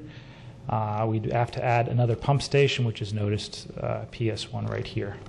This corridor along the US 1 is in FDOT jurisdiction, but Master Moeller Earl went down and talked to the FDOT representatives, and they had a very favorable conversation. And so they do not treat that as a structure per se, because it will be at or below the pavement. And if this project were to go forward, you'd have to have a maintenance of traffic option to be able to install this, and then restoration according to FDOT standards. But FDOT would allow the gravity-based system to be placed in their right-of-way. So that's good to know. This is the second half, at least, again, we're east of US 1, south of Central Avenue, where we can show an existing force main along the water's edge. And then in the central part of this area, we have the gravity-based systems with either tying into existing manholes that currently exist, or in other cases, tying into a central area and putting a pump station in this area right here. Vinny, what kind of customer base do we have on that existing sewer line? Hold out for two slides. Minority, average, majority of the residences, or? 40% of the folks have not connected yet, so 60% of the folks have connected. Okay. So that's study area 1. If we jump across the street, this is mostly the residential area. Ursula Dune Heights. Due to some topography issues, we have a unique area here where in this area you would think you would just have all gravity, but we have to put in 2 pump stations actually to then tie into the gravity-based sewer system here. The red line indicating what would be added, the green line indicating what we already have in place. And again, that green line, that's a force main in place? The green line is a gravity-based sewer system. With those, the manholes periodically placed here. So we do have the black and red, which shows a force main. Okay. This is a pump station right here. Okay. And this is the area west of US 1 along Roseland Road. Okay. So currently connected, to answer your question, Chairman O'Brien. Of the folks that are here, we went through and we looked at all the areas that were currently connected to the existing system that was put in place. 60% of those folks that would have the ability to connect have connected. 40% of the parcels have yet to connect. Vinny, do you know on the 40% of the parcels, how many of them do not have anything on them that they're still vacant? I know there's some. I do have that probably number not somewhere. but some of those may not have anything on them to connect. And once it's in place, will be Could some... foster something to happen. Exactly.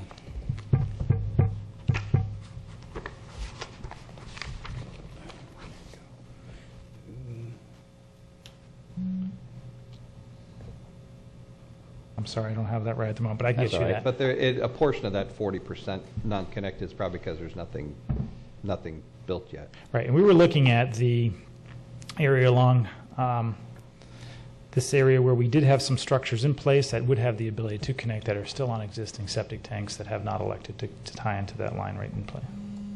The force main that runs along here. And I think that was put in the early 90s. And that's why, you know, Earl Masterl has a little bit more history on this than I do. He was actually instrumental in helping to put this line in place to try to remove some of the package plants that were along the lagoon to try to get some of those folks off of the area.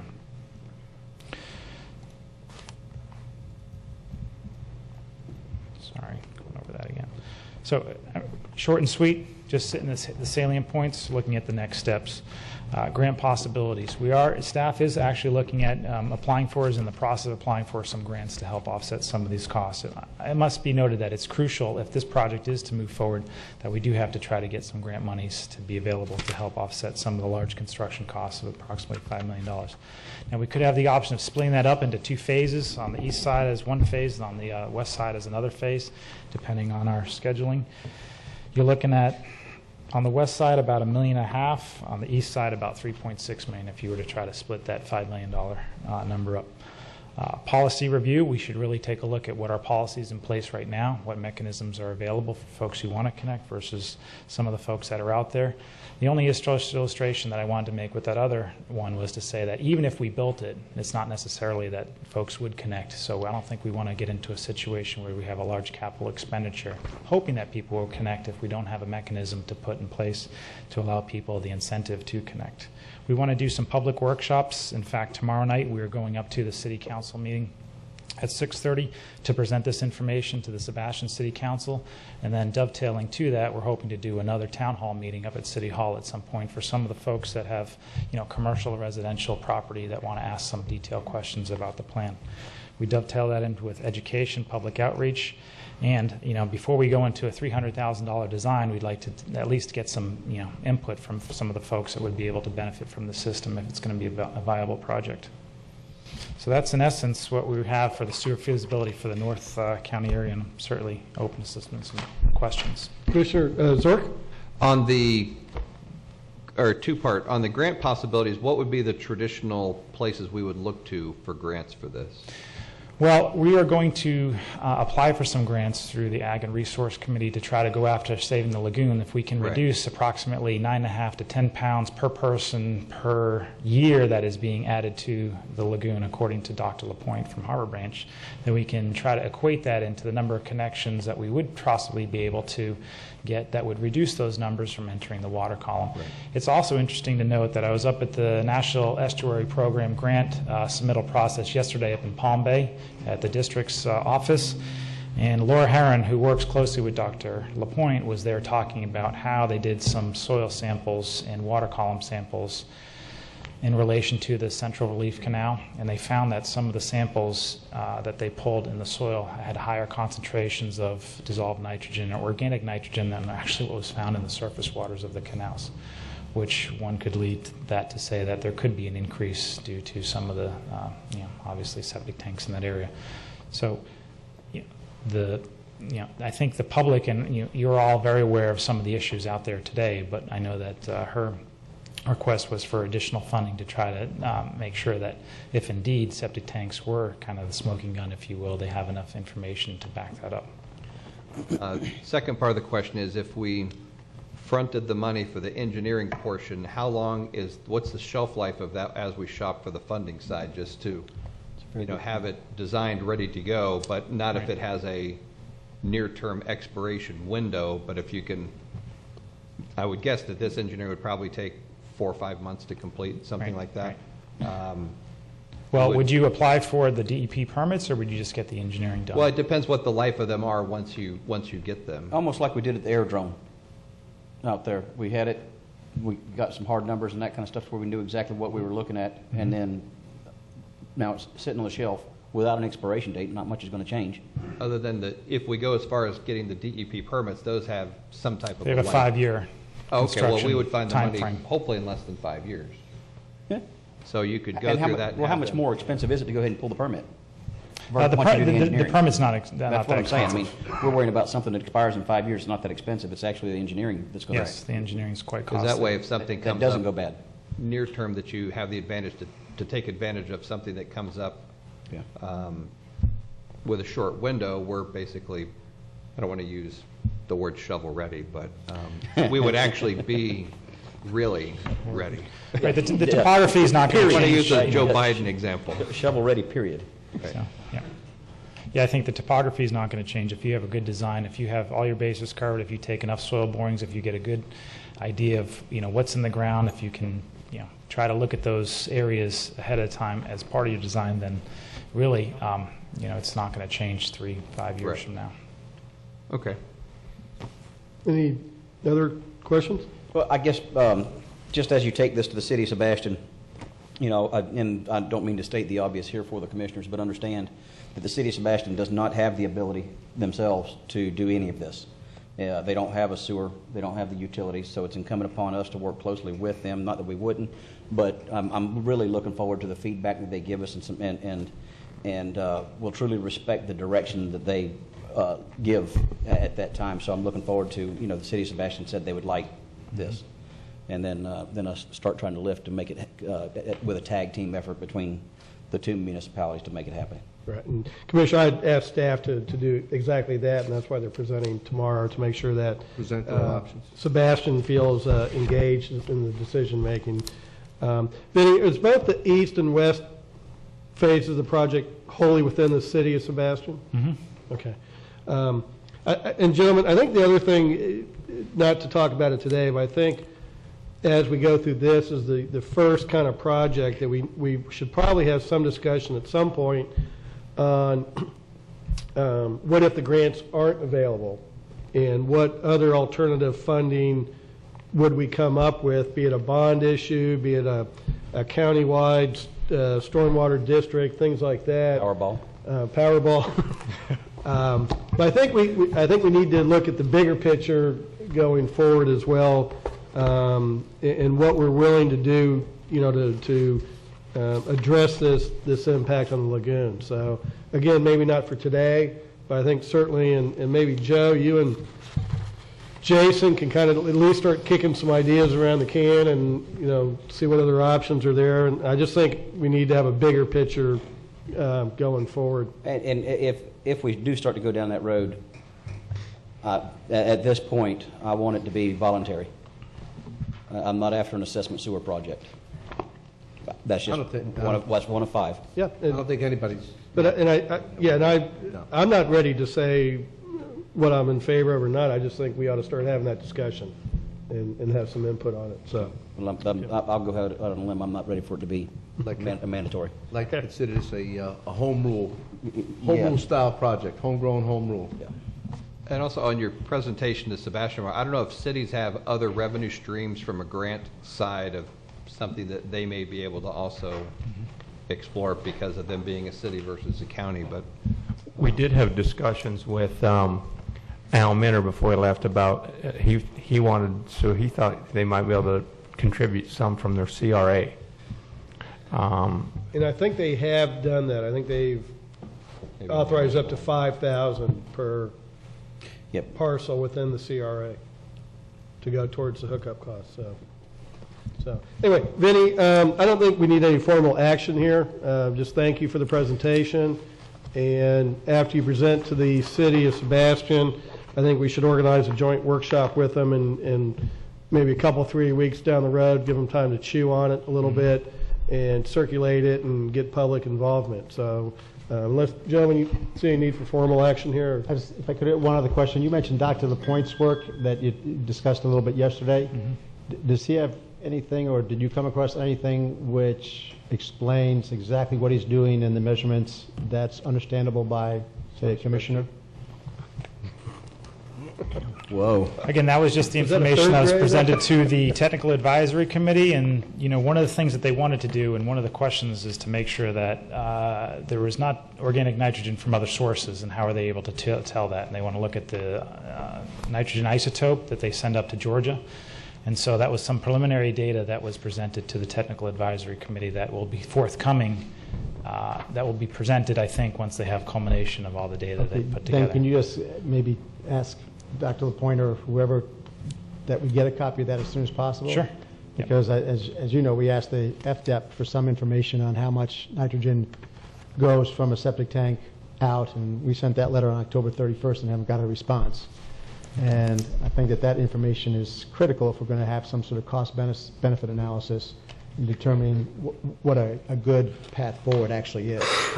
Okay. Thank you. Thank you, Mr. Chairman. Thank you. Vinny, thank you very much. We'll look forward to hearing back from City of Sebastian. Under county attorney matters, we've already conducted the attorney-client session. Dylan, we don't need to take any action at this time on that? Or? Okay, thank you. Item B, then, is the City of Vero Beach water, wastewater, and reclaimed water agreement, memorandum dated February 5, 2014. Mr. Reingold. Thank you to the chair and to the commission. Last year, the Board of County Commissioners had directed the County Attorney's Office to go directly to the City Council of the City of Vero Beach and essentially present to them a water, wastewater, and reclaimed water agreement with 4 basic points. The first was that the citizens and ratepayers would be charged county rates. The second would be that the 10% surcharge would be eliminated. The third was that we would essentially split the franchise fee and equalization charge 3% each, so it would be a combined 6%.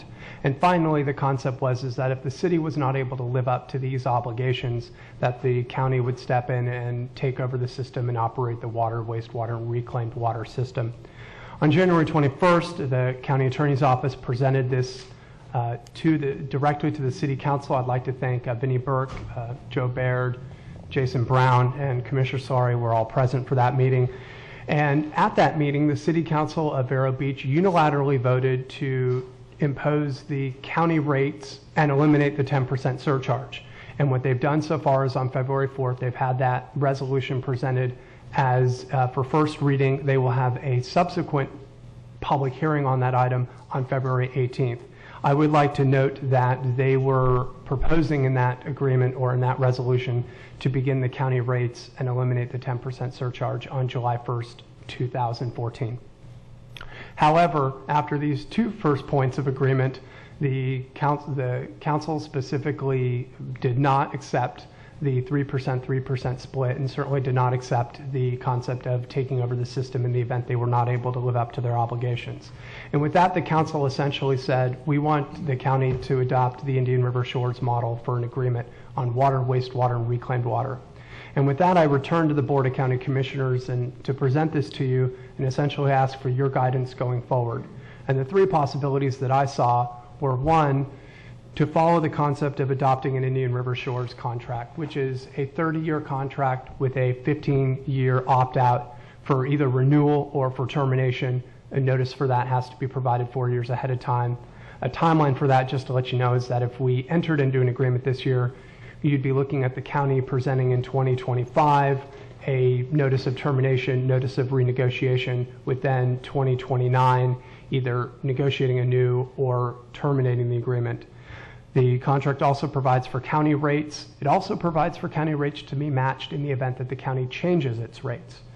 Also, it eliminates the 10% surcharge. There are no fire hydrant charges, and there is a 6% equalization rate within that agreement. I would recommend that if the commission were to go in that direction, that we specifically need whereas clauses to what I state, and I think this is very reasonable to the city, is we agree to disagree. You guys believe you have a permanent right to service this area. You believe that you have ownership of all these facilities. We disagree on those points. And to the extent we want to have a wastewater agreement with this for the citizens of our community, I think it'd be important that we don't use this agreement as an admission or acknowledgement of those positions, and that, look, the parties should just agree to disagree. The second option is going to litigation, obviously, is we've got a 3-year period before the agreement, or before the agreement comes back, is up for terminate, or is terminated. And, essentially we could go to court and analyze these issues and, go to court and get a ruling on whether it's permanent and whether, what the cost of the utilities would be for us to take it over, or, what facilities do they actually own. And certainly going to court in those types of issues would help solidify the issues, may help, put us in a better negotiation posture with the city and the like. It could be costly. They've got an expert opinion from April 2011 stating they think they own all the utilities and they have a permanent right, and we have an expert opinion from January 2012 that says, no, we don't think you have the permanent right to serve it, and we have a limited cost to you on taking it over. Clearly, we both have gotten experts to tell us different things. And then the third option I presented was simply, we've got 3 years until the deal is, our current franchise agreement is done. You certainly at this point are not obligated to rush into any agreement with the city if you so choose to go that route. The positives would be that, we could wait to see what happens. A lot of things can change in 2-3 year time period. But the downside to that is that an agreement today would help kind of lock in rates and protection for the citizens. To the extent the city council is offered to unilaterally charge county rates or unilaterally get rid of the 10% surcharge, that's wonderful, but without an agreement, there's really nothing to bind them to that. So with that, what I contemplated all those concepts, and the recommendation I had provided was, I think going the Indian River Shores route is not a bad route at this stage. I think what would be important is it does provide the protection and the lock-in for our constituents and their ratepayers.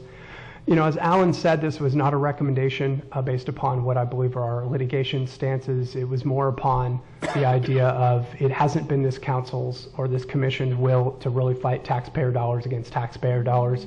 I know that issue came up when we debated a Fellsmere issue, and the direction from the board was, I think we can, Mr. Reingold, come up with a better alternative than then rushing into circuit court.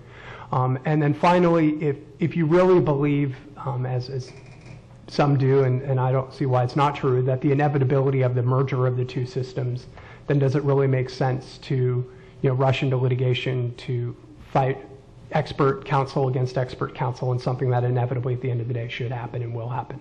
And with that, that's our recommendation from the county attorney's office, and I turn it over to the board for your consideration and for your questions. Thank you. Commissioner Zork and then Commissioner Solari. Question on the current, or just a fundamental question, is the City of Vero Beach Utilities an enterprise fund like Indian River County Utilities? Yes and no. Okay. It is an enterprise fund, but it is not at all like our utility enterprise fund. Well, in the Florida statute on enterprise funds, the money that's charged by the enterprise fund needs to stay in the enterprise fund. But is that the part that's different? That's different. They it used to be a 6% of the general revenues went immediately to the general fund. Okay. And then they also charge a reasonably hefty administrative fee for the services, probably rightly, for the services that other county departments provide the enterprise fund. Okay, so the money doesn't operate like ours, so it is a little bit different. Second question, in the Indian River Shores agreement, does it reflect back to, they'll match the rates that the county charges, but what happens to equalization fees, franchise fees? In that agreement, does it say we'll match the county's franchise fee values and any equalization rates? I don't think it was necessarily in there. So you're saying there's a difference between rates and then the surcharges? Well, right. You could have, same thing as City of Vero Beach Electric. You have your electric costs and you have a fuel service charge add-on. So it's kind of, you don't end up, you could match the rate and have two completely different bills at the end of the day. So very good point. I think in the agreement we should have something that addresses the final bill, not just the parts in between. To that issue, it's funny, the equalization charge issue was kind of buried in this agreement in Section 6. It says, likewise, and I it doesn't just boldly on its face say the equalization rates are 6%. The phrase that I can glean from this is likewise any and all other fees and charges established and imposed by Vero Beach shall correspond to such fees and charges assessed by IRC utilities and shall be no greater than those imposed by IRC utilities in each rate classification. And then it goes on to the fire hydrant issue. And to the best of my belief, that's kind of where they're coming from on the matching the 6% franchise fee to the 6% equalization fee. So if our equalization rate went up from 6 to 7%, or if that's the baseline number, they would match that. If it also went from 6 to 5, they would match the down as well as the up. As best I can read this, yes, it says shall correspond. Okay, all right, thank you. Commissioner Sorry? Thank you, Mr. Chairman. I want to first of all commend Dylan for his presentation at the City of Vero Beach. I think he did a very good job and represented the county very well. There was something of a line and wait for us at the city. The city knew we were coming for a number of months. We first tried to not come right during the election season, then not come during the Christmas season. We wanted to take it out of any emotional time periods.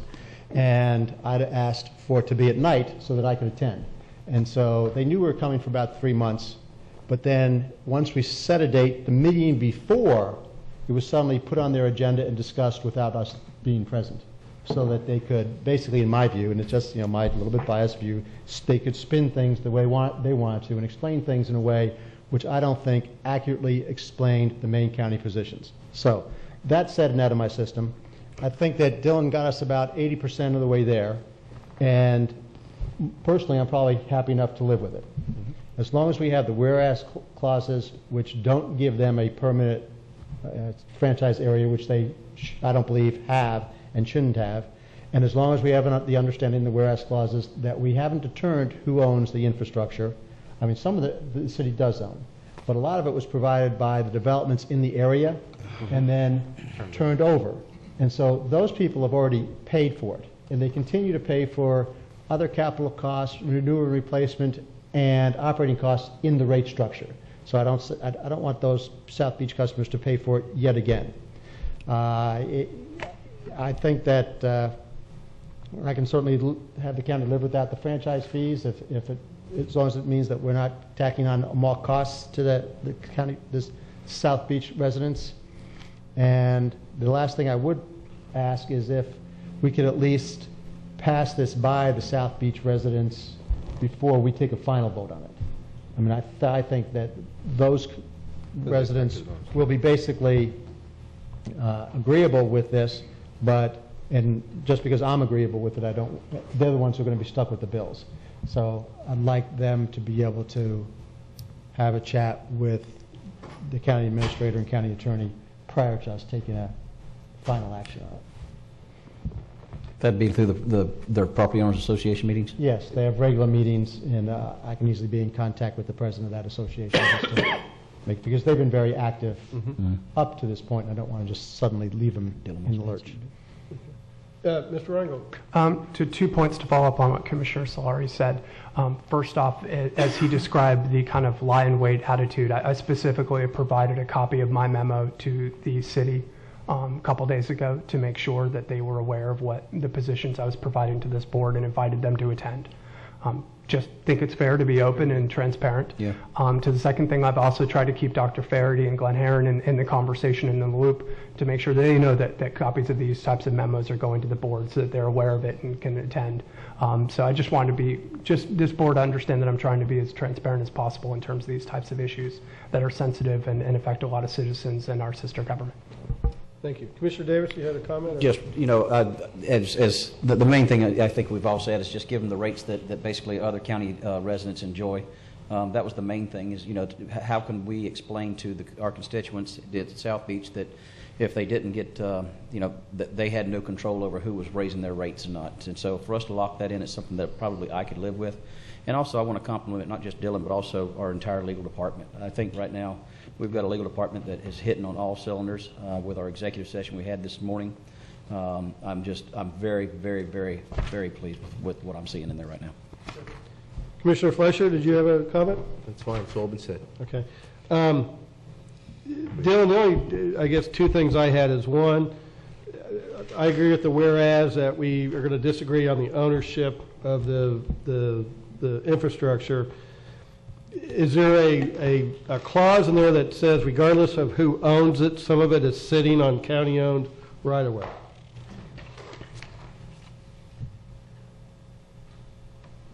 I'm sorry, it didn't follow the question. I was pulling up my agreement. Regardless of who owns the infrastructure, and we're going to agree to disagree, can we put a clause in there that says some of that equipment is residing upon or in county-owned right-of-way?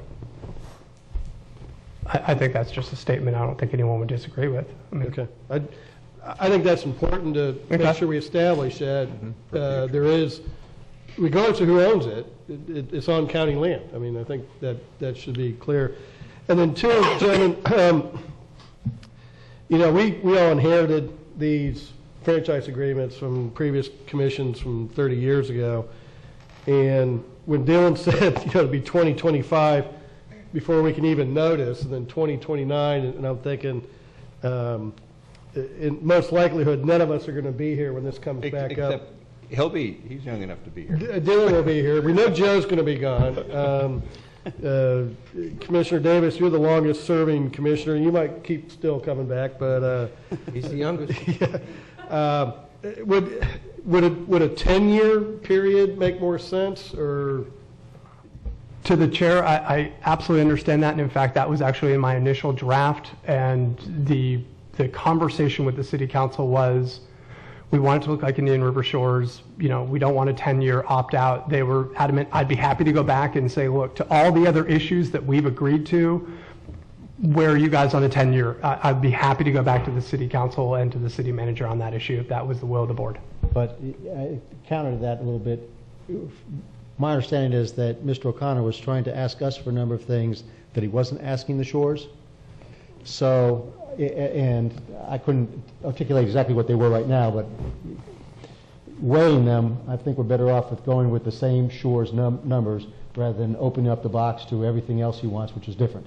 Okay. And it just, I think we need to, I think it would be to our benefit if we can give something as clear and simple as possible. Mm-hmm. Because, I mean, quite frankly, for me, the crux of this isn't financial, it's the political machinations that are involved.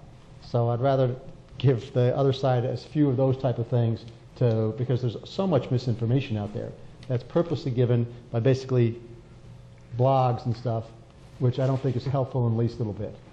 And so I'd rather we gave as little of that type of information as possible, just put our best foot forward and see if the city council. Okay. You know, Commissioner, obviously you've been, I think, probably the most involved of all of us on this issue, so I certainly respect your opinion there. It's just kind of the dates kind of, you know, just kind of. I agree, and I'd still be hopeful that, you know, the regimes will change, reality will enter the picture in different ways, and we'll be more productive in different areas later. But for now. Okay, I'm good with the 15 years then. If you'd like a motion. Please, so we can.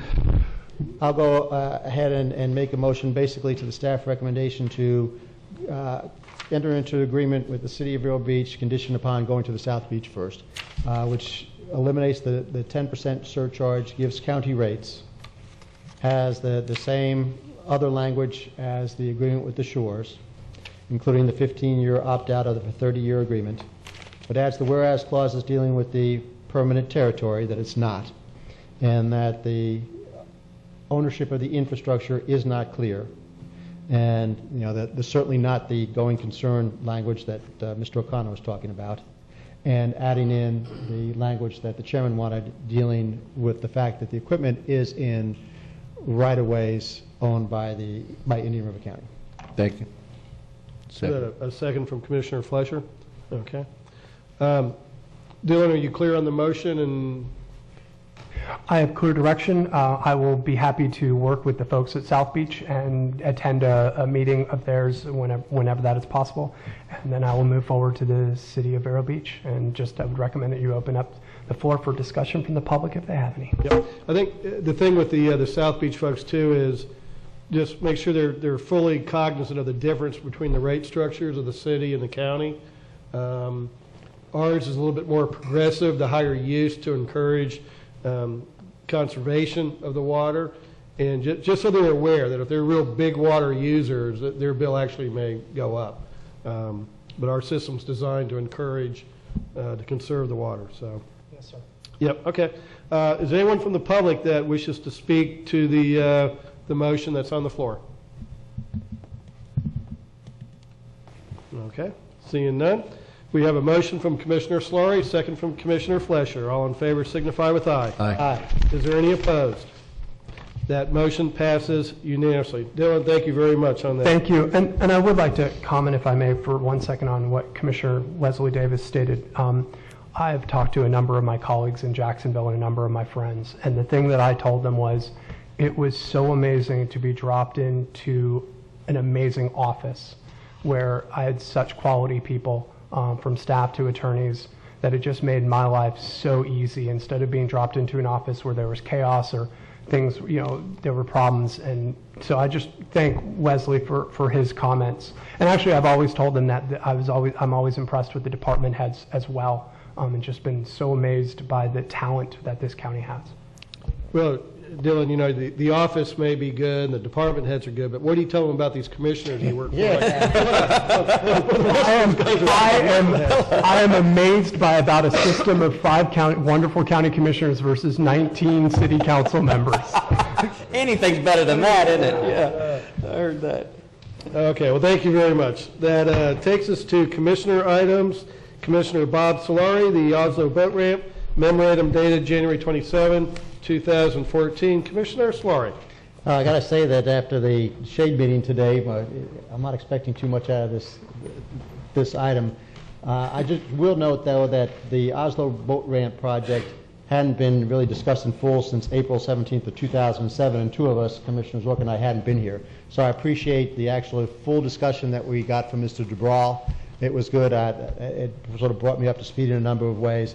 I'll just bring up the basic idea of my matters, and it was whether or not the commission thought that we ought to just put the whole project in abeyance for 3 to 5 years, with the idea that not even talking about whether one side is right or wrong, but whether at this point it hasn't become so controversial and emotional that it's just not the best use of time, money, and resources, particularly staff time,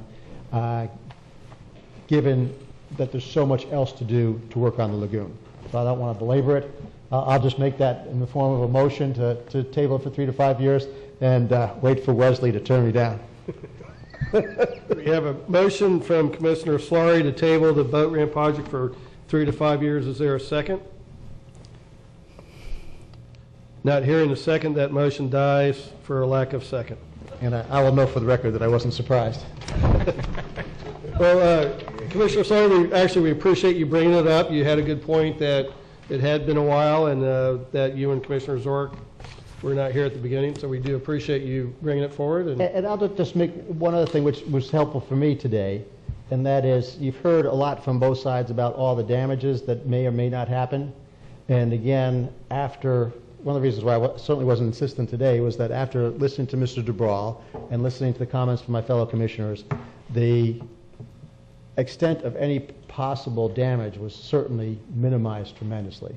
I actually don't think that there's going to be environmental damage to the lagoon based on this project. So I'm happy not, I'm not upset not to have gotten a second. Well, and then along those lines, if you found it so helpful, and I respect what you say, so much of the time, after you've been here and you go over these topics and you have it in your head, you know the institutional knowledge, you know the history about why you got there, sometimes I don't do a good enough job of taking it from my head and putting it out in the public arena for the debate or for the discussion.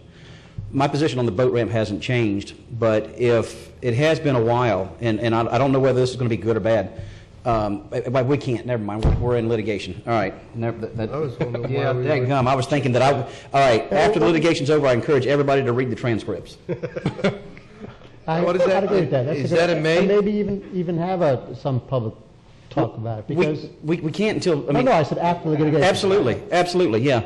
Because, like you said, Yeah, there hasn't been, that's 6 years. That's true. Without any real discussion. So Except for one side. Well, that just makes it so torn up and everything. And so it's understandable that there's as much confusion about it out there as there is. Okay. That takes us next to Commissioner Tim Zork, the optional 1 cent sales tax fund, memorandum dated February 5, 2014. Commissioner Zork. Thank you, Chairman Solari. This current request... Well, those Freudian slips is off. This is really what you want. Here you go, Bob. You've been standing for it for 6 months now. Rewind. Oh, boy. Thank you, Chairman when you O'Brien. have a 3-hour break in between the day. Brilliance it is. I guess, boy. Well, I'm in the middle of it, right? That's what it is. Well, thank you for that, Mrs. Solari. Would you get the audience under control, Mr. Chairman? Order out there. All right, let's try that again. The 1 cent optional sales tax fund. Commissioner Zork. Thank you, Chairman O'Brien. You're quite welcome. Take two. This is, I probably should have brought this up earlier, but it's been prompted by a number of events that I witnessed. Either I've got great timing to be on the right road at the time when a emergency vehicle is being towed in, not law enforcement, but primarily ambulances. After I drop my kids off at school on 4th Street, I now have the visual recognition of what is being unhooked and from a tow truck in the mornings as I take the kids to school. So I have this path of travel that happens to be at the right place at the right time to see what I feel is a very concerning amount of what I call our frontline vehicles that are really past their really useful life and are breaking down, hopefully after the patient's been delivered to the hospital, not on their way there or while they're taking them from the place to pick them up to the hospital. But in comparison, a couple of things from the sheriff's discussion this morning. We basically have 11 ambulance units that cover the entire county, where the sheriff has roughly 100 sheriff vehicles covering the county's portion, less City of Sebastian, less City of Vero Beach, less the City of Fellsmere. So we have 11 vehicles covering a larger territory in terms of vehicles from the sheriff's side. If you look at, I don't know how many of you have the same chart of vehicles. We have some of these that are, approaching the 180,000 mile mark, which is concerning. I don't know which are the ones that are the frequent ones I see towed in, but they're big, the old Type 3 F350 chassis, and then sometimes the larger one. But my concern is that we did purchase or put into the purchase program a ambulance and an engine about the same time we did for the sheriff's department, but because of the time it takes, lead time to get these vehicles in an order process and get delivery, I was going to wonder maybe if the chief can come up or and explain how long does it take us to get something once we make a decision to actually go forward and purchase it? Because I know we're still waiting on the ones we approved 6 or 8 months ago. That's correct. Most of the equipment that we order, we try to use state contract as much as we can, or we piggyback a purchase. There's very little inventory. There's not ambulances on the lot somewhere like there are a commercial vehicle. But once we negotiate a price and created a requisition purchase order, give them a number, for an ambulance it's usually right around 4 months. For a fire engine it's closer to 7 months delivery time after they receive a purchase order number. Mr. Chairman. Commissioner Davis. I think really this is a great discussion, and I think really what we need to look at is not anything really different than what we did with the sheriff this morning. Is we really stretched everything that we had, and as we come out of this, we really need to do some catch up. I'm not saying to give everybody the keys to the county vault. That's not my intent here whatsoever. But I would like to know what is the sheriff can tell me what the useful life of a green and white vehicle is. I'd like to start to apply that somehow to our emergency services on the other side and say, okay, well, it's not necessarily the mileage as much as it is, I don't know, when they should be refurbished. They're diesel engines that you can get a whole lot of mileage out of them, so having 186,000 miles on it doesn't scare me on a Power Stroke. I've got 207,000 on mine. And so you know, and it's still, but with that being said, I want to make sure that we've got good material, good rolling stock out there for our emergency services, and I don't know what that answer would be, but I think it'd be incumbent upon us to know. I can give you a thumbnail sketch. Good. As we stand here, is that we had a capital replacement program that we were adhering to, and generally speaking, we were trying to get somewhere. We went from a lighter duty ambulance to a medium duty ambulance, which took our frontline service life to almost 6 years, and they would go into reserves for a period of about 3 years. For an engine, we were hoping to get somewhere around 10 to 12 years and then go into reserve after that. 3-year reserve again? 3-year reserve. Because there's always something that's getting an oil change, a tire fix. There's always something moving to the front line out of our reserves. As we stand here today, speaking of the ambulances, my newest ambulance is a 2011. My next 2 newest ambulances are 2009s. And I would tell you that 4 of my frontline ambulances have almost 180,000 miles on them, and that's road miles.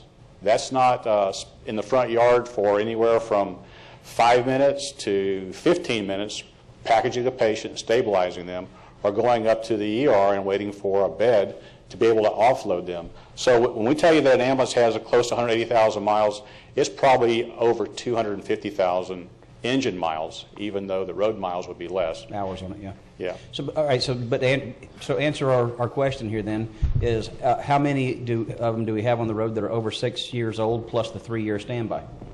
Over 6 years old? Isn't that what we said on the ambulance? Yes. Okay. I would say that all but about 3 are 6 years old or older of our frontline ambulances. All of them make sense. So 3 of them are not. I have 2 2009s, which are 5 years old, and I have a 2011. Everything else is older than that. Wow. Is that 6, 10, and 11? I mean, they seem to be clustered too. Well, what we do is we try to figure where the busiest stations are, the ones that get the most use. And for example, a Fellsmere unit or a Station 7 unit, Station 7 is out on 82nd Avenue. Mm-hmm. It's a long turnaround time. And so the newer vehicles more often go into the busier locations, and the ones with higher mileage go into the lower volume stations in an effort to try to keep the things balanced. And in fairness to the county administrator and the budget director, we have stretched our budget just like everybody else has. We've had to delay some of our capital purchases, and the effort was to not lose staff and to try to keep every ambulance and every engine on the street. And that's what we've done, to the extent that we have gotten quite behind in our capital replacement program. But what I'm hearing here, and I appreciate Commissioner's work bringing this up, but kind of like we asked the sheriff, kind of like a 5-year plan to get caught back up and get that regular rotation. I think we want John to present to us. Well, yeah, in 5 years, the reason why the sheriff was 5 years is because basically the useful life was a 5-year period. Right. Clearly, we were dealing with a different animal here, where you got one the 6 years, and then the other one's 9, mm-hmm. And so and then for us to slowly start to rotate some of those funds in as we come out of what we've gone through. Would be something, it might be something we're not able to afford right now, but I'd at least like that information to know if it's necessary and what the recommendation is based on what is necessary, not necessarily what is nice. It'd be my pleasure to come back with a capital replacement program that maybe does a little bit of catch up. I think they do need some immediate relief, and I'm glad Commissioner Zorg brought this up. Jason and I have been talking. We probably have the money to do 2 or 3 ambulances immediately if the board wants us to do that, just to catch up, because we've got those 2004s that need to be brought off the front line. Yeah. The ambulances are 2004. That means they're 9 years old. Yeah, and they're on the front line. I have 4 of those on the front line, Commissioner. Wow. I was concerned this morning, Mr. Chairman. Yes, go ahead. We spoke of the sheriff's vehicles, and as he stated, the aged fleet. There are a whole lot more vehicles and resources that are moving about for the sheriff's office. I think that you have a little bit more limitation. So what we're hearing about the catch-up time, I believe the catch-up time should be accelerated and not decelerated or compared to the sheriff's office, because quite frankly there are several hundred patrol vehicles, and there are also many more zone deputies on the road that you can interrelate and have them pick up the freight for the other vehicle if there was a breakdown. I think you're quite limited in your response with the ambulances based upon the distance factor that they need to respond. And yeah, there's a life at the end of the other end of that vehicle getting there. So I think we need to accelerate as opposed to compare to the sheriff's office. Mr. Chairman? So, Mr. Baird, that's well invited with that recommendation. Well, if you wanted 3 ambulances, it's pretty close to 700,000 budget amendment, and we think we could do that. If your board wants to make a motion. And Well, let me, Commissioner Flory. I would like to find out a little bit about the funding also, especially if we're talking about a longer program, because, you know, I don't know how much lifting the optional 1-cent sales tax can do. True. I mean, we've got the sheriff's cars, we've got whatever we decided with the impact fees, we've got now the ambulances and possibly some other rolling stock for the EMS. So I would like to ask if staff could take a little look at that. Yeah. They'd have a little better idea of how many ways we've suggested spending the optional 1-cent sales tax and other sources. It may be that when we get the schedule done, we have to just say that the millage rate has got to go up X percent next year. You know, so I'd like that to be part of the plan, and also maybe say that 2 of the vehicles are in this year's budget and another one's in next year's, but we sort of pre-order it. Right, so we don't have that so lag we don't time. have that lag time, something like that. Let's just come back with a plan. Okay. And Look look at that's it from. basically what I'm saying, like yeah. a plan, and these are some of the elements in the plan that I'd like to see. I'd like to also discuss maybe some replacement of some engines too, because that's equally as concerning. My ambulances are breaking down more often than my engines right now. I would say that my mechanics that we have out there are doing a phenomenal job keeping this equipment up and running. But for example, today in service, I have a 15-year-old fire engine and a 16-year-old fire engine. The reserves, I have 2 16-year-old engines and an 18-year-old engine. They're tired. They're past their service life. And so I think a comprehensive capital replacement plan that we can discuss, and I can get with a county administrator and a budget director and present something that's responsible back to you.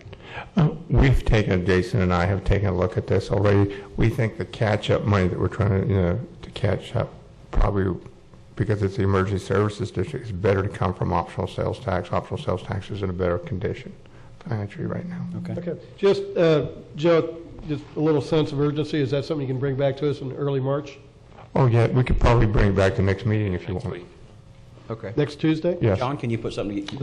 This is Okay. a priority for us. Okay. Absolutely. All right. There you Okay. go. Commissioner Zork, are you good with that? Yeah, If they that's bring great. something back to Very give us a little happy. bit bigger picture? Okay, Very good. Thank you. that's good. Thank you, John. Thank you, Commissioner Zork, for bringing that up. Thank you, Commissioner Solari. Just kidding. Just kidding. Chairman Solari to you. Oh, boy. That takes us to the Special Districts and Boards Solid Waste Disposal District. Mr. Chairman, I'll move the minutes of December 3rd, December 17th, and January 7th. Second. I'll actually second that. Oh, no, second. Any discussion? All in favor signify with aye. Aye. Aye. Any opposed? All 3 minutes are approved unanimously.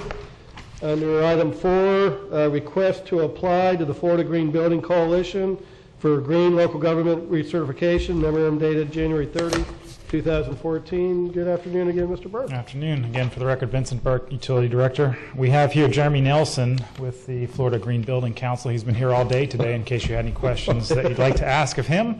But Suzanne Cook, unfortunately, was not able to attend, the Executive Director. But we're asking for the Board's permission to move ahead with the $5,000 recertification of the FGBC designation that this county originally had at the gold standard. It is now up for renewal in March of this year, and it takes into account all the things that the county has been doing. Especially, I'd like to point out that almost $700,000 was captured in the 2008-2009 period for HVAC, lighting, and other retrofits for energy savings. So this is something that the county should be proud of, and I think that could be used for other marketing purposes to let some folks know that may not know about Indian River County, how green and progressive that the county is. So I just wanted to see if there are any questions that the Commission may have, or if there's any questions for Mr. Nelson. Okay, thank you. Any questions? Got to ask him something. He's been here. Commissioner Slaughter? What are the actual tangible benefits for the $5,000 we'd spend for the recertification?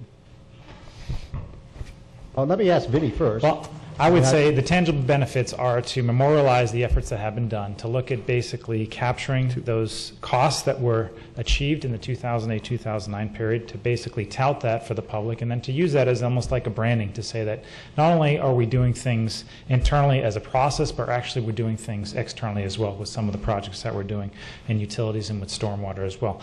So it's able to capture those things, to memorialize those things, and then to look at basically using that as a branding source for Indian River County, being a green county, to promote perhaps some economic development, and also for the citizens of the county to be proud of the things that are being done, not only on the administrative level, but actually on the tangible level for some of the things that are coming. Vinny, I think really what Commissioner Stark, you know how we get some credits in our TMDL just for education? Can we bake this into a part of that? I mean, is there the I don't know, the green building, the green designation? Is it somehow we can get some credit on our TMDL application? I think they're two separate agencies. I'm not sure if one would apply to the other, but we can certainly look into possibly going after that. Program to program, but conceptually, is there something that we would benefit from? Yeah, or are they going to come back around and look through our entire building and tell us that we could save more money if we were just to do X, Y, and Z? As far as I don't want to become a member just to be a member just because we should be members. I want to get some benefit out of it that we can have tangible, but we can say, okay, because we're members, and a good example of that is being members of the Florida Association of Counties. I don't think we're members of NACO, are we? Yes. We are? Yes, Yeah, let's not go there right now then. Well, you didn't help me last time when I tried to get out of there. Yeah, but you know, there's clearly some tangible benefits about us being members in certain organizations, and so, and if you can allay some of my fears, or not fears really, just come on up. Yeah. Well, while he's coming up, I'll just say how I saw it was that I'd never heard about this for some years since we got it. And then there's a letter from Ms. Cook to Hamashu, and Hamashu reacts to that letter. So he reacted to the letter, which says, okay, now spend $5,000 to help support this bureaucracy, rather than actually any need which our staff determined ahead of that. So that's... Okay. Well, some are excited to have the banner and the plaque. I understand that. I'm just sure that that's not a good enough reason to spend $5,000 from SWID. I certainly understand your concern, and I assure you there's much more to it. Again, my name is Jeremy Nelson. I am here representing the Florida Green Building Coalition. We are a nonprofit organization dedicated to improving the built environment. We have a number of voluntary standards, including green homes, green commercial buildings, and even green land development, but my personal favorite is the green local government standard because it spans through each and every department, and it has a whole list of goals and references that help us communicate those goals and have a path to achieve them. It also helps the staff communicate. A lot of times we see duplication of efforts in different departments, so this really helps consolidate those efforts. It also helps communicate with the community, as you mentioned, really fostering that sense of really pride living here in the county. Other areas where it's promoted, it's here on Solid Waste Disposal District. It's good being gold and being able to compare also to other cities and counties and to connect to them as well to understand certain strategies that have worked or maybe not so well. So it really helps open those communication lines and a lot of information there. And as we mentioned earlier, going through piece by piece with like electric and water, and those are some of the tangible benefits that I think you're looking for. Even within fleet management, there is a whole section in detail on that to help that fleet management really extend the life. So those are a few examples. I'd take any other questions. Commissioner, sorry that... Oh, I'm sorry, I have one more comment.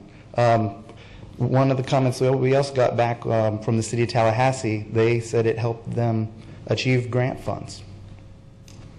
Yeah, I mean, from my own point, I really have a problem when we spend basically, I understand this isn't direct taxpayer money, but it's still customers of SWID who are our constituents, and to spend $5,000 on something like this when a lot of the people who are paying the bills couldn't pay a fee like this, I have a tremendous problem with.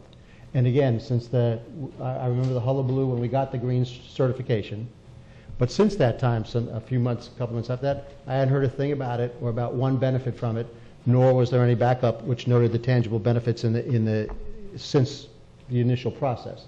So given all that, I'm going to try and make a motion that we don't go ahead with spending this $5,000. We have a motion from Commissioner Slurry to not proceed with the certification. Second for discussion. We have a second from Commissioner Flesher under discussion. Commissioner Flesher? Mr. Chairman, thank you. I have the same feeling, and I'm still waiting to hear the benefit package. I couldn't appreciate, or did I hear, the benefit package when this was first purported to us. And in addition, there was great discussion about it, and there was a private organization that actually stepped up to the plate to offset the cost factors of our Florida Green Coalition involvement. And we spoke about this for probably half a day, and I have not seen any benefit to having been in the organization. We have not had any correspondence. No, even if we were doing something right, even a simple comment on what's going on from the parent organization. When we talk about Florida Association of Counties, I don't think there's any one of us who does not have any interaction with them on a regular basis. And there is a lot of benefit in belonging to, you brought that up, Commissioner Davis. There are many organizations that we do belong to for the benefit of the people, and there is a perceived benefit, there's an actual benefit, and without it we might not be as best off as we are. I can't find that with this. If you can help me out with it, when you said we've heard from Jacksonville that I believe, did you say Jacksonville, that Tallahassee, that they were able to have some granting opportunity. You've heard an organization that you want $5,000 for us to belong to. We need to be able to tell the taxpayers a lot more than there might be a shot of hope that we might get a benefit. There's a couple of these more markers, we'll place them out. There might be other organizations like yours that might want that too. And we might want to just put a chip on each one of the numbers and hope that number comes out at the end of the roulette wheel. But I do not see the benefit. And a lot of the benefit, it comes from the process. And so when we were in more of our correspondence with him and Shrew Mehta, that was from 2007 to 2009. But I hear your concern about through the entire period. But it's not just a membership. It's a third-party certification program. And part of that $5,000 is a temporary member of the team to help progress towards additional goals that are not only environmental, but social and economic. And I would be happy to put together a more detailed package for you to review. But that's why you're here today. We don't have any of that. There's nothing that we can put our hands around and say, this is what $5,000 represents to our taxpayers. Again, if you want to be a fan, you throw on, you buy the jersey and you put it on, you wear whatever number you want. That's what this is about. This is about being a fan. But by no means, I don't want anybody to perceive that this has nothing to do with not wanting to be green. There are a lot of initiatives out there. There are a lot of things that we are doing, and a lot of things that are happening around us, and the relationships that are taking place in utilities and community development that are already springboarding forward about green. And again, it largely relies upon the commercial development that's taking place. And I believe that the builders are bringing these green initiatives forward. It's just how much can we bear, and how much do we have to do to keep this initiative And why do we keep this initiative? You tell me what I can tell the taxpayer why we just spent $5,000. Well, absolutely. We had talked about, you're absolutely right. There's a lot of great things going on here, and you guys have been leaders in these areas. And part of what we do is also help give you guys the recognition that you deserve in other cities and counties throughout the state. Yeah, Jeremy, I think what the commissioners are looking for is, for example, you mentioned Tallahassee and the grants. I think what we'd like to see is come back and say, okay, if you apply for grant A, they give 5 bonus points if you're green, or if you're gold, 7 bonus points for silver, and whatever. Tangible things like that we could then say, okay, if we do this and we have to apply for a DEP permit for something, we get 5 bonus points on our application. I think that's kind of what the commissioners are looking for is. And I'd be happy to sort through the checklist to that's part of what we do in the process. We go through and talk about the guidance of those next steps, because within the standard, it's not the same it was 5 years ago. It has evolved. Laws have changed. The bar has been raised. And so that's why there is this recertification period of 5 years. But what we did is when we were listening to local governments, we also said, hey, you know what? We want to help reduce the burden of that. And if you don't have the issues of staff turnover that a lot of local governments have had, and you don't need to go through that whole process as much, we have a method to help reduce those, but also continue to raise that bar.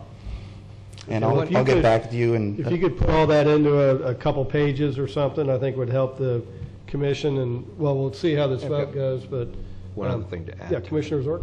Also, if there's any benefit to the county participating to the builders through the building department that are trying to get their green designation on their building products that they're selling to the consumers. Also, I think Helene Castletine had mentioned, or I was at a meeting somewhere, they green certification or something came up as a scoring tool on site selections for something. It's a vague thing that I can remember, but when corporate worlds are looking at their image and other things, that it came to play into something. May not be this, maybe it's something else, but just to look into that area and see if there's something there, and we can get you her contact information. Absolutely. I mean, that's one of our goals is to institute that into your building permit system, so you can be able to track and analyze those trends to understand how building is going on in your county. Maybe it's more about materials or location, all sorts of different factors that help you make the policy decisions in those next steps. Okay. Commissioner Solari, would you be willing to amend your motion just to table this for a couple of weeks? I mean, nothing I've heard would cause me to change the motion at this time. Okay. I mean, all I've heard is that this is basically a marketing tool and adds more form but no substance to the residents. So, and I actually don't even want to encourage it more, because to me it's encouraging more form and more bureaucracy, which is the wrong path. I mean, I don't think this ought to be on any grant applications, and I'd fight it there rather than encourage it in any way. So I'll let the motion stand, and hopefully I'm probably going to wind up ultimately siding with Commissioner Solari on this, but I need to look into it just a little bit more before I do. So I'll give you some time, but that's all I can commit to right now. Mr. Chairman, I've heard nothing today and I have seen nothing over the past 4 years that has shown that we have anything other than a banner and a plaque on the wall. As a matter of fact, I mean, I don't even know if anybody's asked about it. There's been no promotion. It's not even discussed anymore. And, you know, for something we've belonged to for a couple of years now, and now there's just no explanation of benefits. That you know, I just would think we would have heard something today. I have to stand in the same direction. I think it's irresponsible of us to go any further. I'll put it that, you know, just again, no reflection to you. But we have no justification for taking on $5,000. Not one benefit was examined, or discussed in any way. To have a good score, it's a good score. That's all you've said today, so I'm going to stand with that second, too. Vinny, do you have anything to add? The only thing I was going to say is I agree with some of the sentiments that are said here. I think the USGBC, initially came out with this LEED certification, but then found out so many people wanted to get the LEED AP at the end of their name at their email, so then they upped the process and actually made it a lot more competitive and a lot more involved. But to that end, I think what we were trying to say earlier, Commissioner Solari, to that is, what other mechanism do we have right now within the county that allows us to look at the tangible things that we have done? I think this is an impetus to kind of get us to wrap our hands around some of the things that have been done.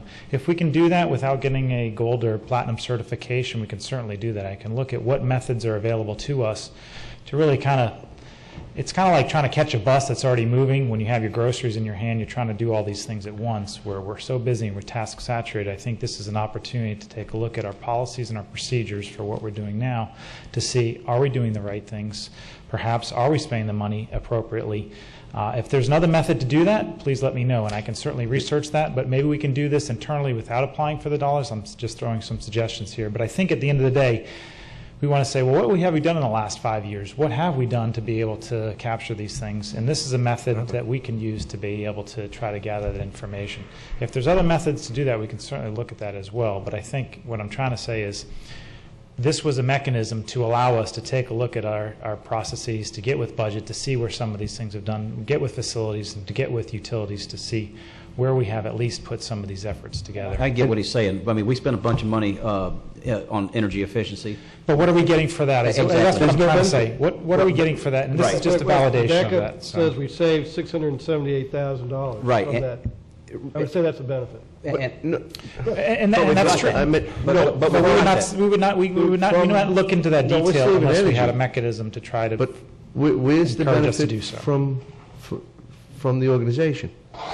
That's all. Because going through the certification process led us to these quantifiable numbers. The quantifiable numbers to do the energy retrofits and save $678,000. $5,000 is a lot of trade shows. So if there's another way that we can do an internal audit without having to spend that dollars, then I would certainly be able to do that as well. But I know that we have some volunteers that are helping us in this effort to try to keep some of our costs and staff time down from pulling this information together. So I just ask you to consider that before final just to vote. kind of move this on, we'll go ahead and proceed to vote. We have a motion from Commissioner Solari, second from Commissioner Fletcher to deny the application. All in favor signify with aye. Aye. Any opposed? Aye. Nay. I'm with you. A nay? Okay. I'm with you. Go ahead and announce your vote. Chairman O'Brien. Yes, just for the record, the motion fails with Commissioners Zork, O'Brien, and Davis opposed. I move we table this and have them come back with some quantifiable benefits that we can that I need to wrap my mind around to spend $5,000. Okay, I'll second that motion to table and come back with additional information. All those in favor signify with aye. Aye. Aye. Any opposed? Nay. That motion carries with Commissioner Solari and Commissioner Fletcher opposed. Next is the work order number 8 to CDM Smith for engineering services. Move to approve. Second. We have a motion from Commissioner Davis, second from Commissioner Solari. All in favor signify with aye. Aye. Any opposed? That motion passes unanimously. Work order number... The first one was work order 7. I'm sorry. So we just did number 8, so work order number 7. Move staff recommendation. Second. We have a motion from Commissioner Solari, second from Commissioner Fletcher. All in favor signify with aye. Aye. Any opposed? That motion carries unanimously also. We now go down to item 7, work order number 9 to CDM Smith for engineering services, 2014 annual financial reports. Move staff recommendation. Second. We have a motion from Commissioner Fletcher, second from Commissioner Davis. All in favor signify with aye. Aye. Aye. Any opposed? That motion passes unanimously, and the only thing left to do is for Commissioner Solari to congratulate me on one of the longest meetings in recent history. Mr. Chairman, I'm very glad to congratulate you on carrying this to dinner time. You are quite welcome, Commissioner Solari. And with that, we are